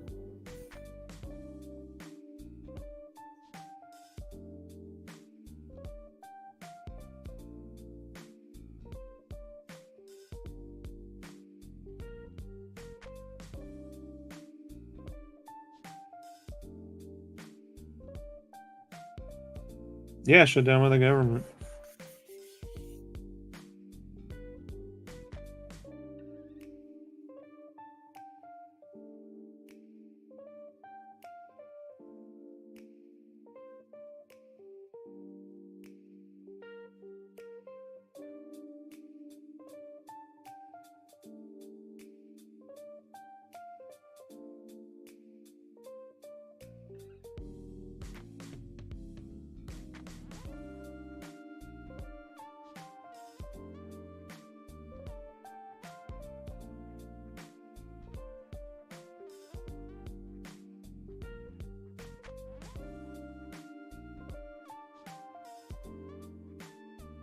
And when we're on this, do you have the solid lines? Yeah, they're on a separate layer. I set them to an overlay. I color on top, or oh, I do like a base underneath, and then I'll color on top. So I just set the lines to overlay, so they'll sort of tint everything, you know. And then I build up over the lines to clean everything up.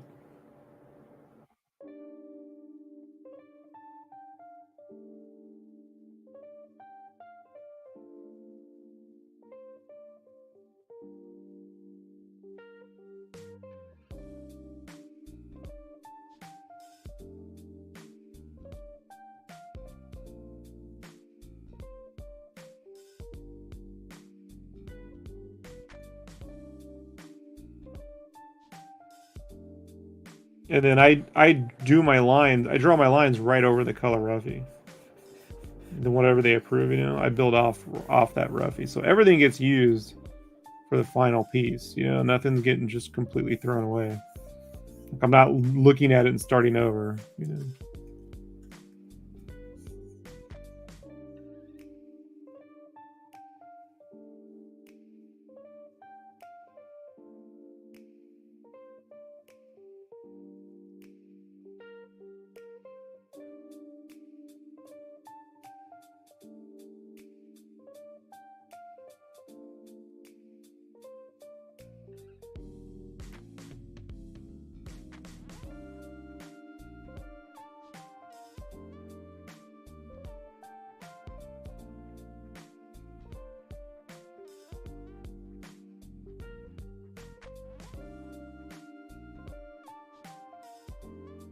Yeah, they ultimately. I knew this one wasn't going to get approved because Popeye's too small. You know,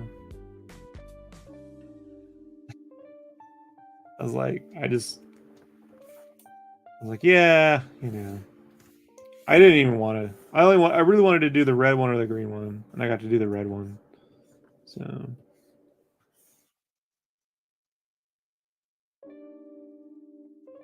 but, I'd like this one without Popeye. That ain't the assignment, you know. I don't think they're looking for a Popeye cover without Popeye on it at this point.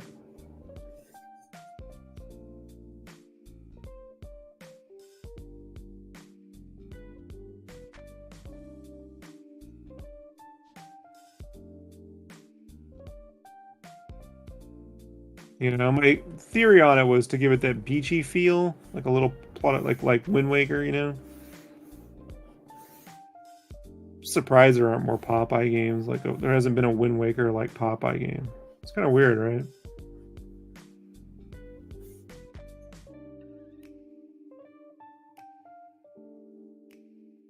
I just find it easier to blob in ropes and details than it is to like draw a bunch of lines. Like just blob it in.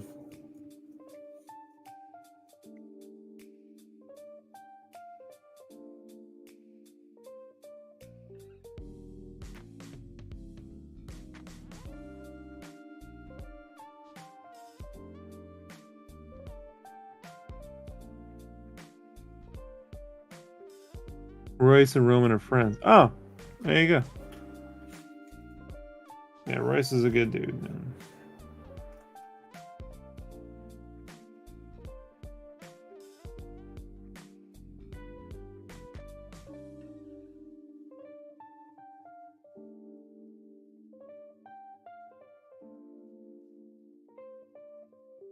Yeah, man. I don't think Roman's streaming tonight, right? No, he's not. I was looking because if he was streaming, I was gonna be like, not streaming, but he's not streaming. He's not streaming.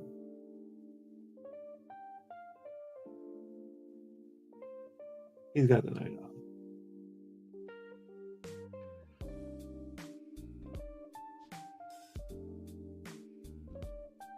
Yeah, this one's less bulky, more gun to fit all the characters.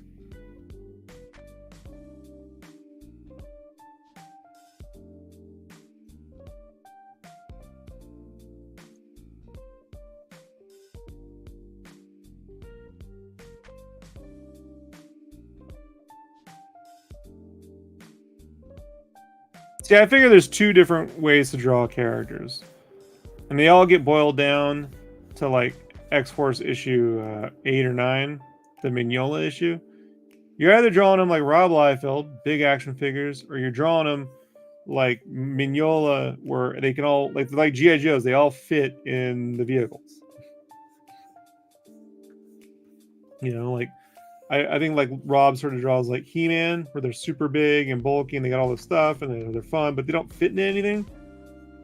You know, or you draw them like GI Joes, where they fit in all the stuff, but they're not as impactfully dynamic. You know, this is more like them fitting in everything.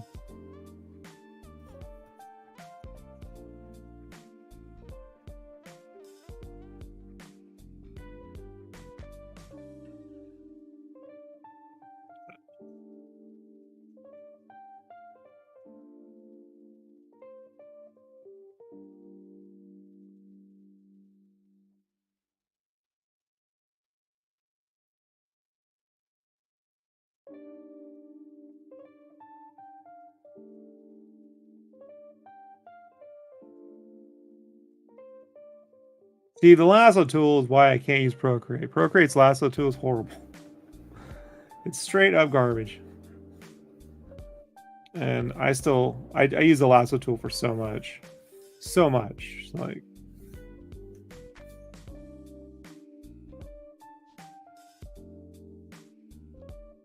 I do a lot of selections that mimic Cod Barrett. I don't know if you guys know what Cod Barrett is. But Cod Barrett was the custom software that Steve Olaf used to use when he was coloring like Spawn and Akira and stuff. It was actually vector based, if you can believe it. And it actually like created polygonal polygons, like vector polygon art. It's crazy. So I use the lasso tool to make selections, and then I have shortcut keys that smooth selections and then contract them, and then I'll airbrush inside stuff. Yeah, I'm right in there with the Ramos and Bachalo guys, you know, like right up in there. Carlos Maglia. I don't know if you ever follow Maglia stuff. You know, that's where I'm at.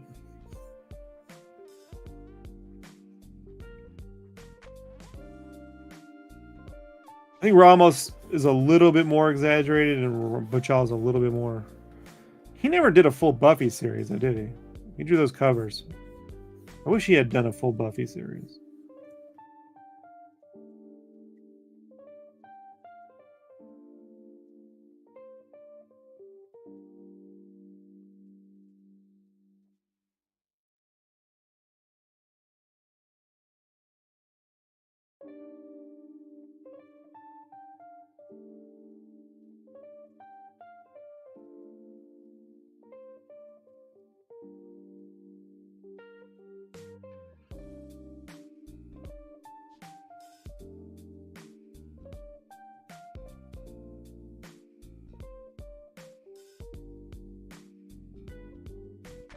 I appreciate it, Mike.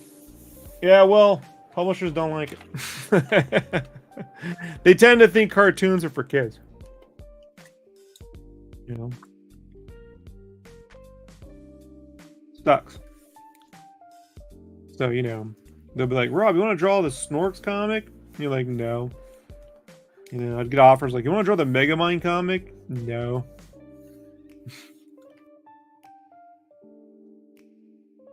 How do I feel about that secret level? Haven't seen it. Heard about it yesterday. Haven't seen the secret level. Heard about it yesterday. It's supposed to be like an anthology series featuring licensed characters. I like what I heard, but I haven't seen it yet.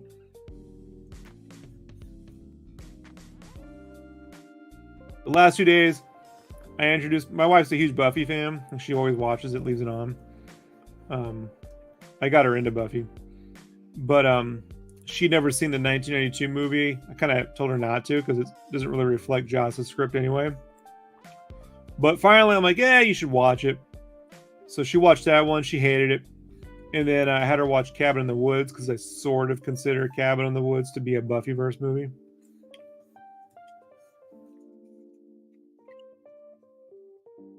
So we'll watch that tonight. But it's going to be on my list. I'll get to it for certain. I don't know when though.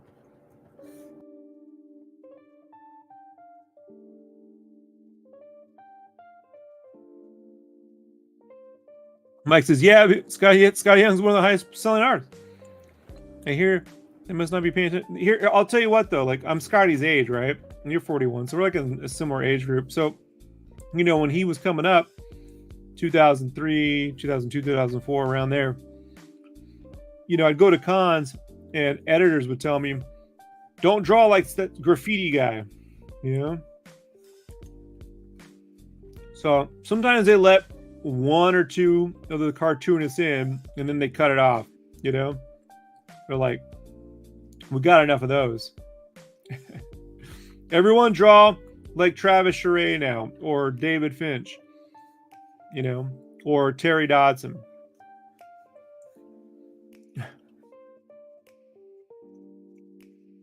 Sorry, Adam Hughes. Terry Dodson is just a, you know, the monthly version of Adam Hughes.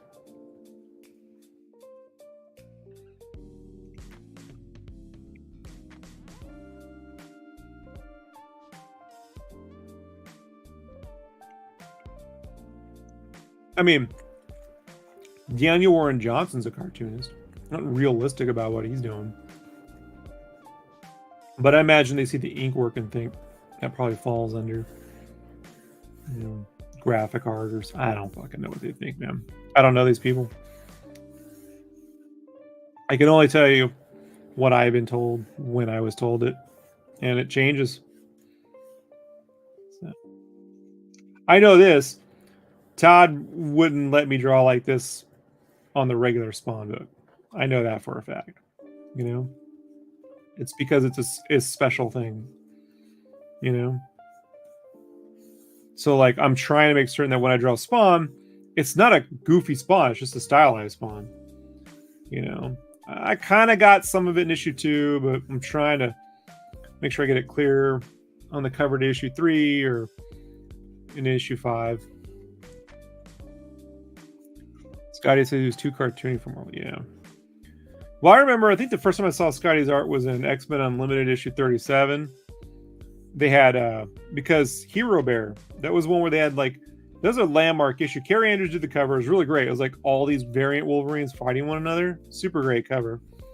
And Carrie wrote it. And then, so they got these dream sequences or whatever. And they had different artists draw each different little take. So Josh Middleton's in that book. Scotty Young's in that book. Mike Kunkel's in that book. And some other dude I can't remember. But yeah, that's the first time I saw Scotty's stuff. And I recognized the Maglia. He had a lot of Carlos Maglia in his art in that particular bit with Wolverine. So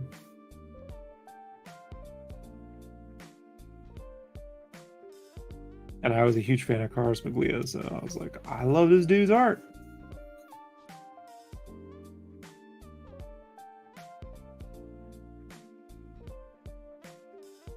There was a short period there where cartoonists were getting in, like Scotty, Sean Galloway, LaShawn Thomas, Mark Brooks at the time was drawing pretty cartoony.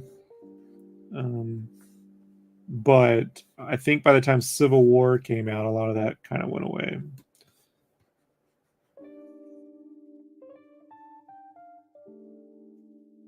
A lot of them dispersed animation. Like, I mean, Galloway does covers now, but I know he was doing the Spider-Man cartoon. So it's like, once Civil War came out, man, like they all went that Steve McNiven, which really is Travis Charest art. Let's be honest. McNiven just found a way to do a monthly version of McNiven, of Miss Charest's Wildcat stuff.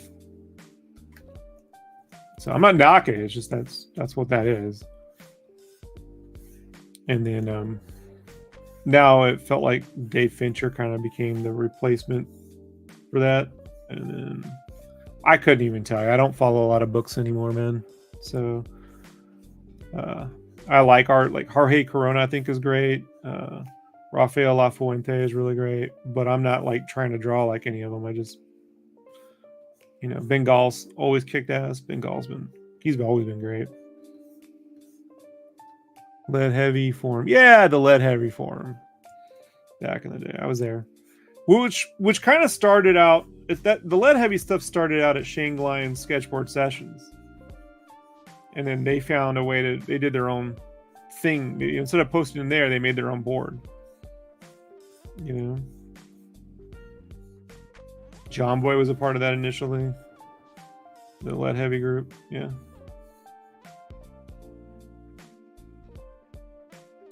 We used to go up to Shane Glion's house in LA. He lived in Van Nuys.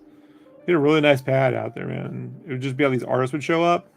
This is like 2003, right? 2002, 2003. And that was the first time, like, oh yeah, I had just seen, like, when X-Men 2 came out, we'd go in there and people would go, oh, I'm, Robert. And I'd go, well, what's your real name? Oh, I'm, my story is 6'4". I'm Nuclear Eraser, blah, blah, blah, blah, blah.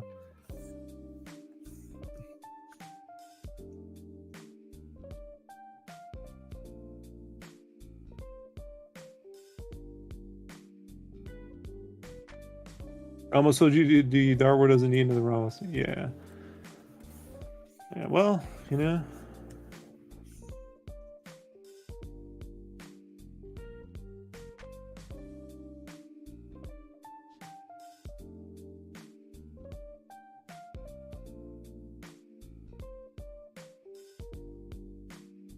that's sort of the difference between being what Eddie P used to call a jobber. Like sometimes you're there to just fill a position. Otherwise, they are hiring you for who you are. It's hard to get them to hire you for who you are. It's very difficult. I used to be a guy who go, I can flip my style. I can do this, that. But my dad and my mom died like within a year of one another. And I just decided at that point I'm no longer going to pursue even attempting that. So, like, I used to do Skylanders covers, you know, like, and that's not me drawing the way I draw. Like, that's pretty reserved stuff, you know. But I was like, I'm not doing it anymore, you know. Unless I can draw my own way. If I have to draw your way, no.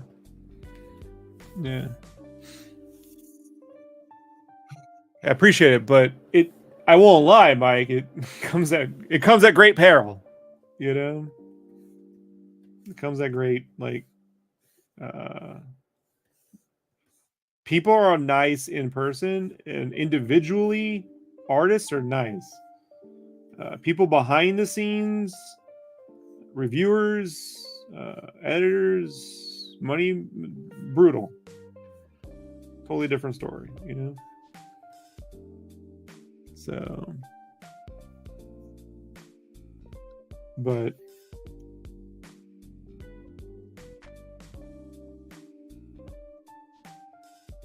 you know, well, what are we gonna do, right? I could die tomorrow. I'm not gonna die tomorrow being like, well, I guess I drew that Skylanders cover on model, you know? Yay, Rob. I did it.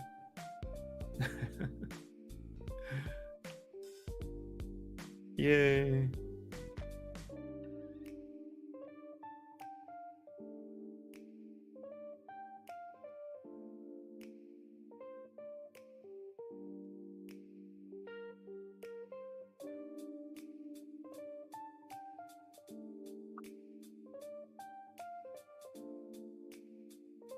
Hey guys, I need to take a 5-minute break and stretch my feet. Like, says, I know, man. Yeah. So, hey, man, you got Jean-Francois to color your work. I couldn't even do that, you know? I wasn't famous enough. No, it wasn't it at all. I get it. He doesn't want to compete with what he's already doing. It makes the most sense, but I was like, it's just because I'm not famous enough. I razz Brett about it. I'm like, yeah, you're way more famous. He's like, shut up. I'm like, no.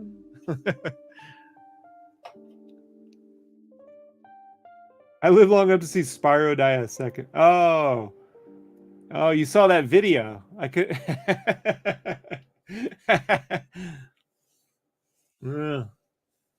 Yeah, interesting video, right? Interesting video. Interesting.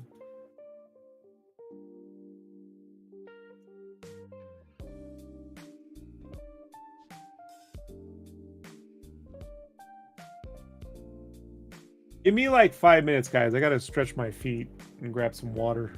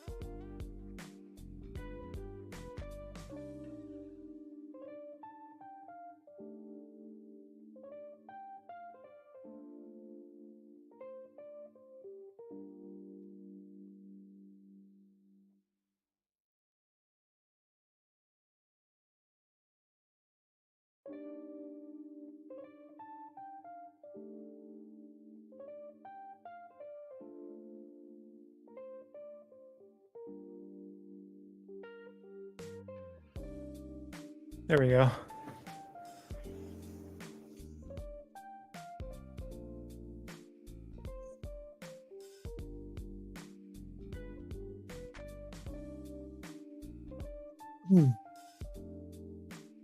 I got family living in Canada.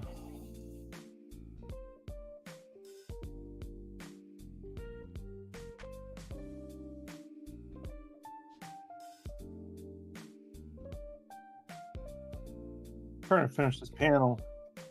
I'm gonna get to bed. I'm gonna be streaming like all day tomorrow, guys. So,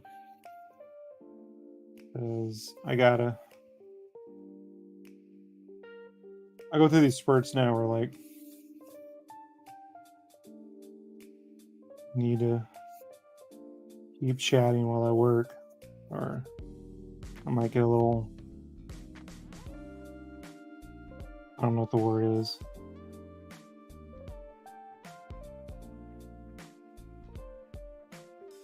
"24/7? I don't know about 24/7, but you know, several hours. I'm gonna be doing like several hours tomorrow for certain. So, Crash Spyro really is a waste of IP if they sure off doing platformers. Someone of you have a crazy idea for it. Yeah, well.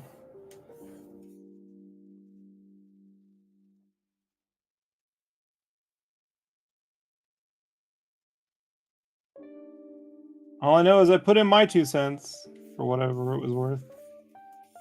I put in my 2 cents. Yeah.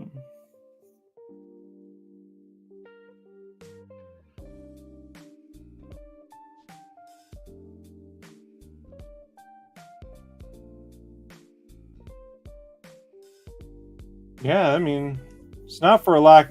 Look, no game was canceled for a lack of ideas. It was canceled for a lack of corporate funding. You know, corporate just wanted to put all of its money into Call of Duty, and that's the end of it. You know, that was its focus, and that's it. Everyone works on Call of Duty.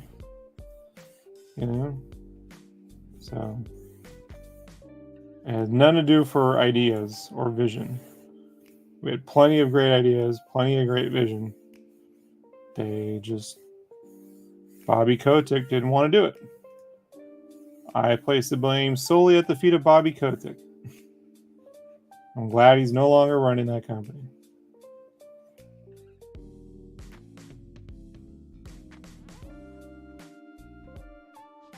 I can't say I'm mad at Activision or anything because they're the ones who paid me. But I definitely have no love for Bobby Kotick at all.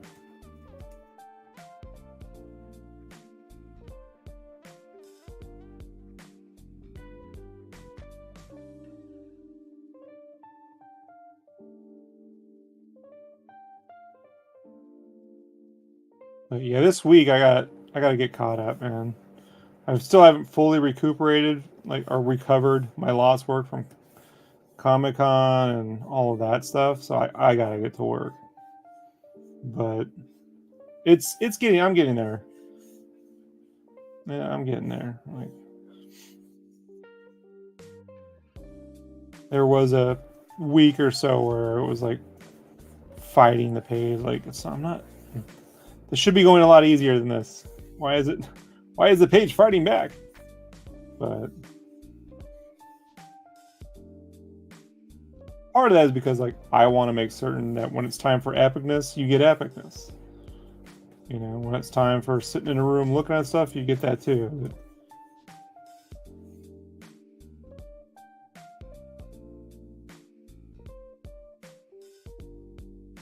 I don't really know how to do any of it fast. You know, sometimes I don't know how to do it the first time. Sometimes I have to iterate. Go, well, it's like this. No, it's like this.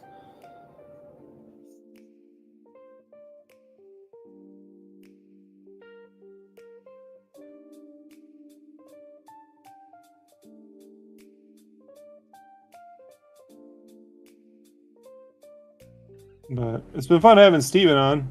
You know, super fun. He's always a hoot to talk to. And super talented artist. Super talented. Cheap viewers on. What's up? What are we looking at? We're looking at colored thumbs. Let me see where I'm at on the. Let me speed it up a little bit. See if I get going.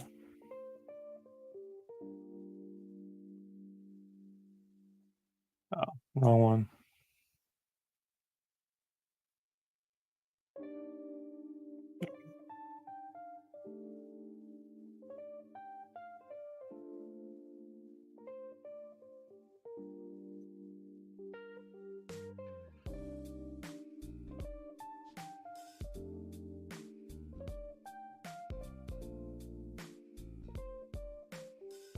How do I push myself when the art is not coming to you? Like, you're just blank headed.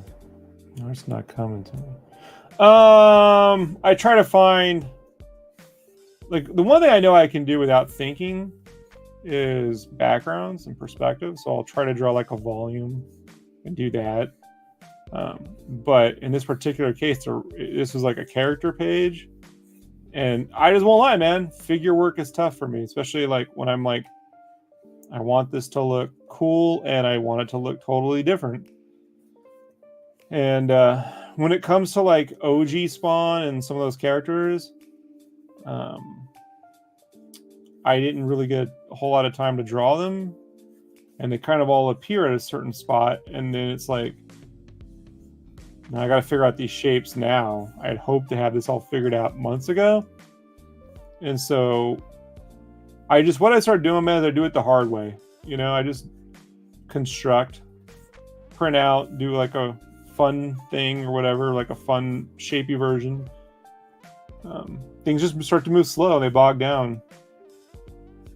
You know, and I just trust that once I become more confident with it, as long as it looks right, once it looks right, I can then replicate it and move forward, and it's no longer difficult.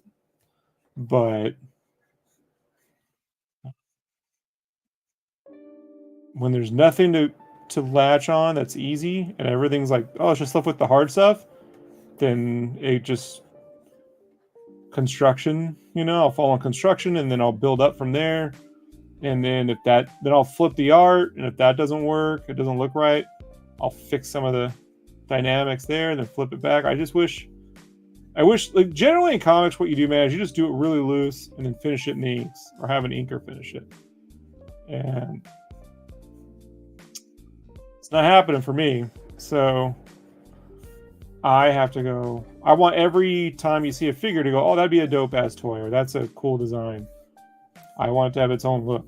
And that generally what would happen is you do that all on model sheet, you have it all worked out before you start. And I don't really have any of it worked out. I thought I had designs, but you know, Spawn kind of exists a bit in the inks, you know, those, like, especially the '90s style Spawn. And I'm not Danny Meeke or Todd McFarlane, so I have had to find a way to make that work so that it's still designy, but the inks are there too, and it feels Spawn enough. And you know, that comes down to shape design, capes, poses, and I don't get a whole lot of room to do it. You know, like, there's not that many pages. It's not a Spawn book, it's the other character, so it's like, just need it to work. Need it to work.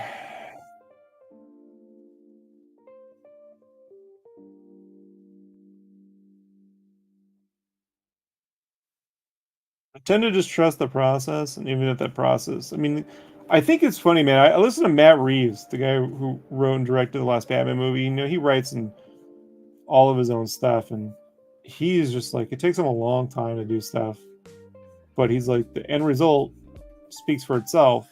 And I definitely, it's not a cop out, but I definitely feel I'm in that same boat. Like, I know how to get it finished.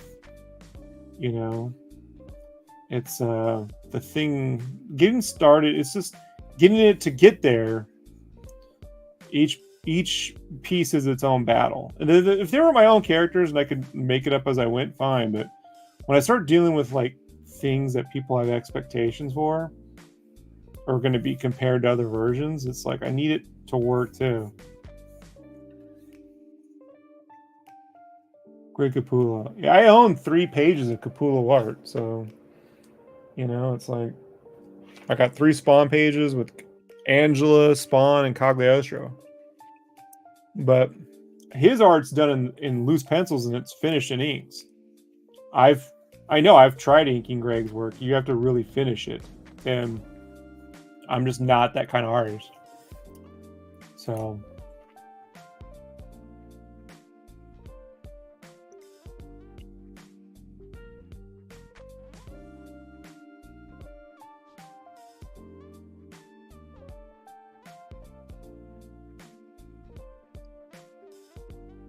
plus on my book, I'm running a fine line of I'm putting in Ren and Stimpy and Miglia style shapes, and it's a hodgepodge. It's its own thing.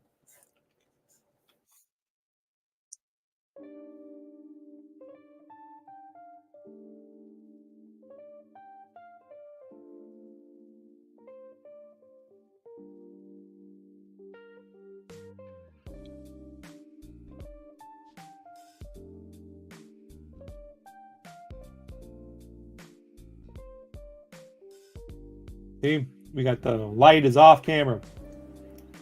Setting sun or rising sun, whatever you want. It's rising sun, right?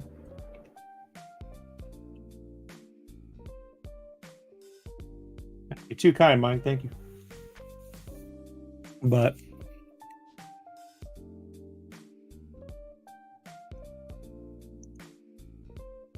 I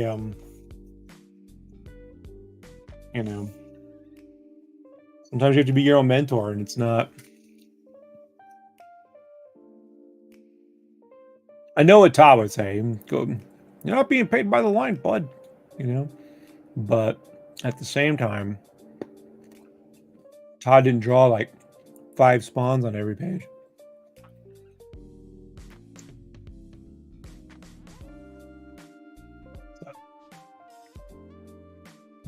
I'm trying to do like a cliffhanger style book, I think, by myself. I mean, inks and lines, right? Doing the whole thing. So to cut myself some slack if some days I'm like super difficult. Super difficult.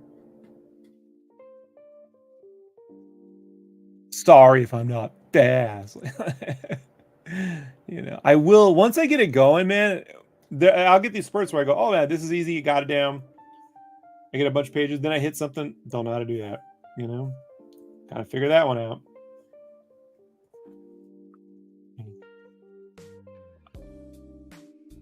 Definitely felt that this last week, and it doesn't look like I struggled on the final piece. It just looks like, yeah, you just do that page, but that was not something I normally do.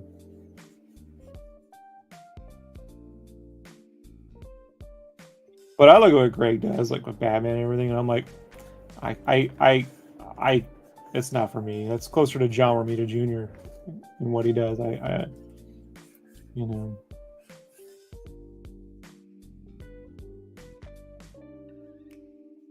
I would do something closer to the original Dark Knight Returns. Like I'm more of that kind of cartoonist.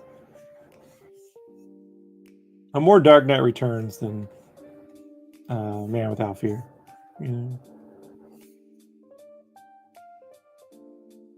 They give you a reasonable. Yeah. They're very reasonable.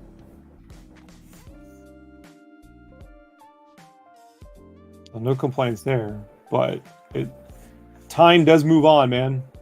Time is every day. It's one less day I have to work on it, so it has to get done. And I can't I can't put myself in a position where I'm cutting corners to meet a deadline. That's the position I never want to be in. So I got a little. We had some production delays on the 5th issue. That not my fault, not anyone's fault really. Just some things happen behind the scenes that put a delay, and so this issue should have already been done basically, but it happens, you know. It happens.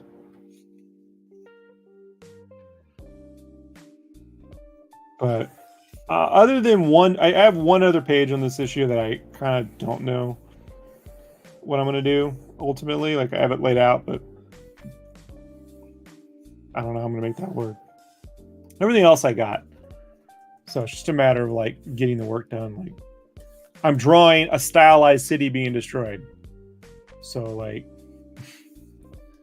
you know, like it's buildings crunched up, but it needs to have scale. It can't just be close up. You know, I need it to have scale when it's time for scale. And it's not hard to draw, but it does eat up time. You're just like, how many hours did that kill? I thought that might take like an hour. That took 4, you know? And people say major really take up 6 months to pay.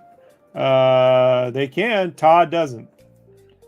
Todd McFarlane Productions pays 2 weeks after you invoice. So I have nothing but praise for Todd McFarlane Productions. And Betsy, wish I remember her name. I met her at Comic-Con. She gets all the invoices done and out. But I waited 6 months for IDW to pay me $250 once. And I was like, well, I'm done with you guys, you know? I mean, I can just take commissions. I don't really see the point.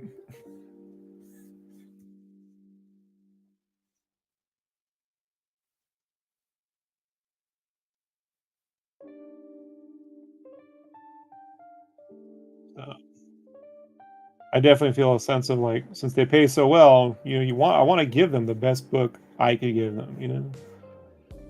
So it's the thinking part takes most of the time, in your opinion. The thinking part. Yet I don't do thumbnails fast, and I really care about the pacing of this story. You know, I almost, in a perfect world, I wish I had all the scripts done, and we could spend 3 months thumbnailing and adjusting the scripts based on thumbnails, and then go draw the book. You know, I wish these were treated a little bit more like a movie production and not like a comic book production.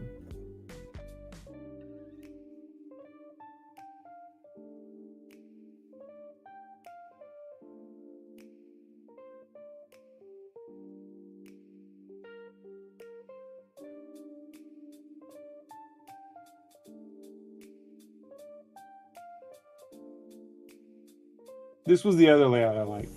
I like this layout. Thought this would have been a good. This one came out nice. This is more of the Liefeld. This is kind of the Liefeld pose. There's this table cover where he's like behind Cannonball. It's kind of like that, but it's a low angle version.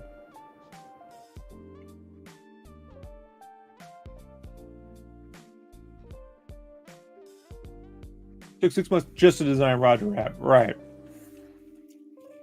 Yeah. And then when you get the next story, you got time to develop the next thing a bit.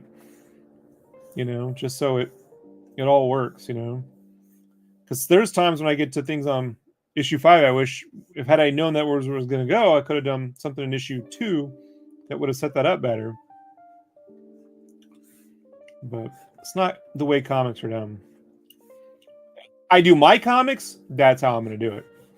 100%. You know?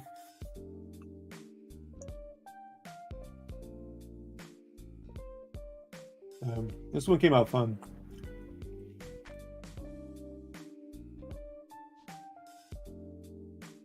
Not so much the spinach gun, though. It's more the Wolverine anchors. That's what I call them, Wolverine anchors. But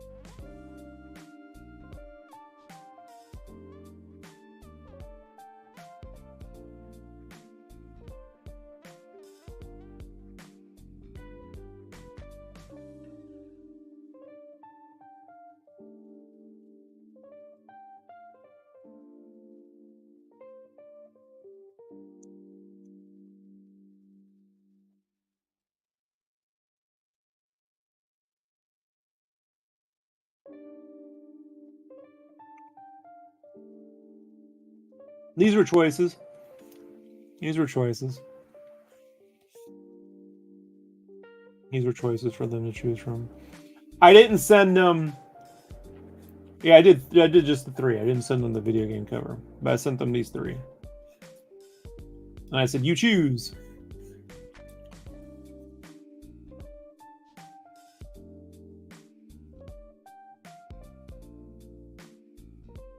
If I had a preference, I would have only sent them 1. I don't always recommend sending 2 or 3. I would just send 1. If you just want to do 1, send them the 1. If they want to see more, then you can send them the other one. And tell them you'd prefer the 1. In this case, I was sort of down for either one. I preferred the red and the green, but the red was my favorite, and they went with the red. So, but I thought, green spinach, green cover, wouldn't have been such a bad idea. But yeah, I mean, you still read the cable. It's not as big a sell, I think. Oh man, you only got paid 1 though. Yeah, you only get paid for 1. You don't get paid for the design, the thumbnails, man. And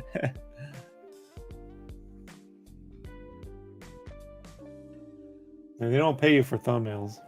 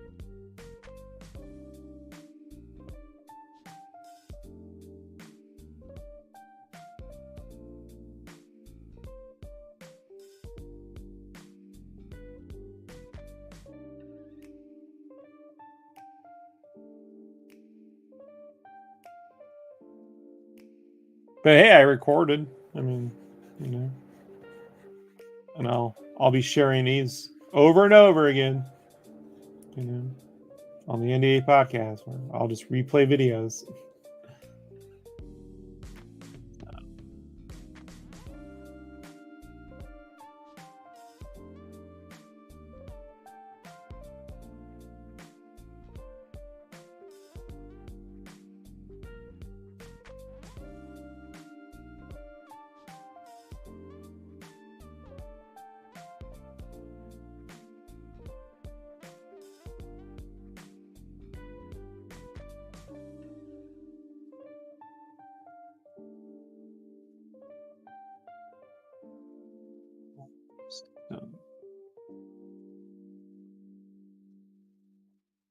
Well, there was some good talking head pages on issue 2. I was able to just bang that issue out fast. You get to issue 5 and you're like, no, every page is a goddamn cover. I have pages in this comic, man, that literally should have been covers. Even issue 2, I think the first page of issue 2 should have been the cover for issue 2. So I was working on this live. No, I was working on Spawn live, and then no. How do I say this? I was streaming art while I was working on this. I record using OBS. Right now, I'm drawing Spawn and I'm recording my screen. You just can't see it. So at some point, whenever this issue's out, in November, so sometime in December, I'll stream this page, and pages like it. I'm not capturing every page. Sometimes I just forget, or I don't feel like it. I don't feel like turning it on, But I've tried to capture. And what I don't capture, I'll capture when I go to... I'm still traditionally inking all my pages. So I'll be recording all that.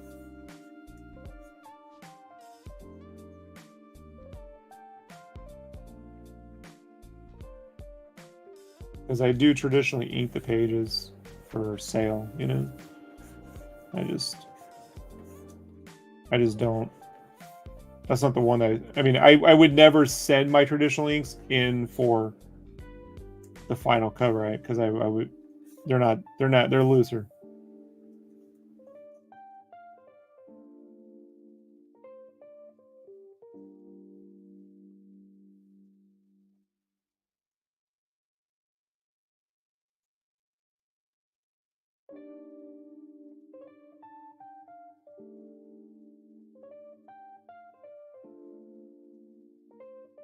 The Popeye covers are thumbnails. These are detailed. I see everything in color, man. I need it all figured out. Like, I can't just pitch them a sketch. Like, I have to be like, that's what I want to do. So we're all on the same page, you know? Jody says, I hope you don't burn out since you work so much. I hope you can take a vacation when all this is over. You'd like to massage your.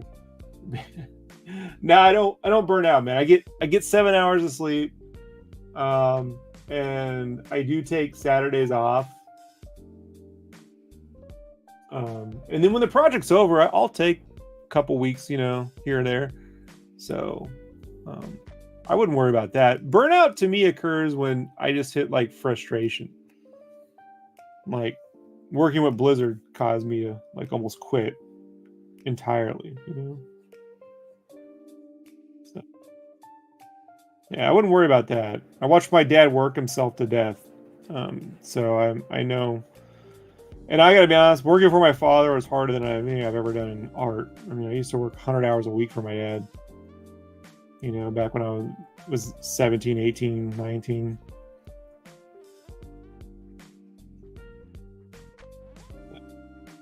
But yeah, I mean, when I pitch a cover, I'm like, here's what I want to do, you know? So must have been rough. Dude, it was rough working for my dad. I had my come to Jesus moment. You know, I'm not a religious dude, but that's what we call it, right? Come to whatever Jeebus. I had my come to God moment, man, when I was hallucinating cobras. Sitting on the couch, and I hadn't slept in like 3 days, pushing 4. Yeah, it was like I was up for almost 90 hours straight. It was like 88, 89 hours straight, and that was 4 days. Maybe yeah, I just hadn't slept in almost 90 hours, and I saw cobras. I jumped up. It was like on my chest, and I was like, all right, I'm out. Time out. We're done. This is got to stop. My dad owned his own security company. So, and that included like I was doing a lot of like I'd do a hotel at night, and then I'd check like 20 different buildings, and then during the day I would be doing sometimes undercover stuff, or I would do stuff at these courthouses, or it was just really random stuff. And he, you know, I was just that guy who was like, can't let my dad down. But when you start hallucinating, I joined the army to take a break, and I'm not even kidding you.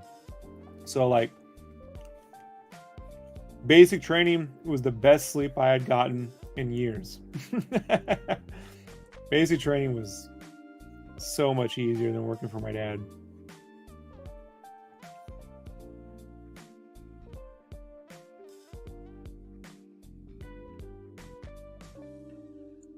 Alrighty.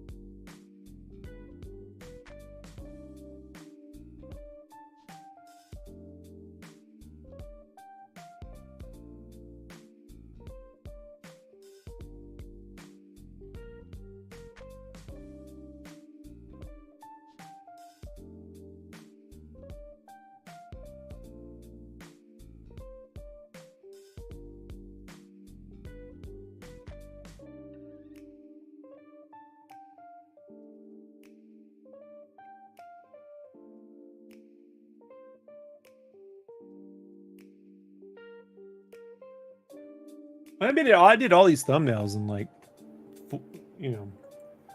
3 or 4 hours. So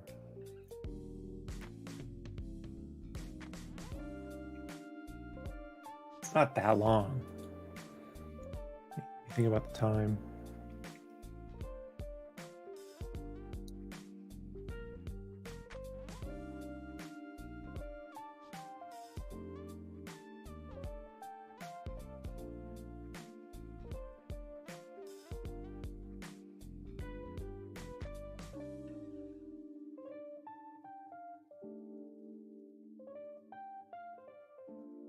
All right, folks, I'm going to put a pin in it here. It's a good spot to put a pin in it. 9 people in the middle of the night. Appreciate that. Appreciate that big time, my friends. Big time. So I'm going to put a pin in it here. Let's just pause the video. And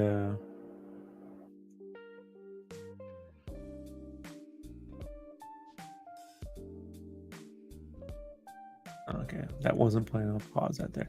All right.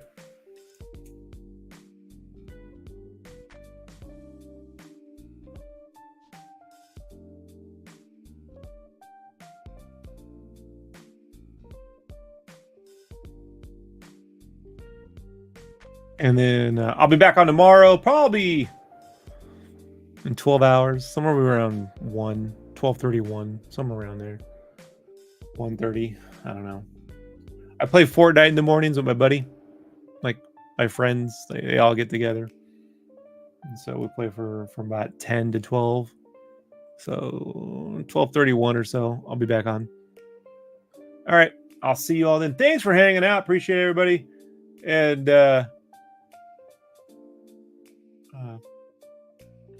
hey, Mike, I'll look and see what I can about unblocking. All right, let's not get involved in sensitive topics. How about that? All right, appreciate you hanging out and everything. And I will see you all later. Peace.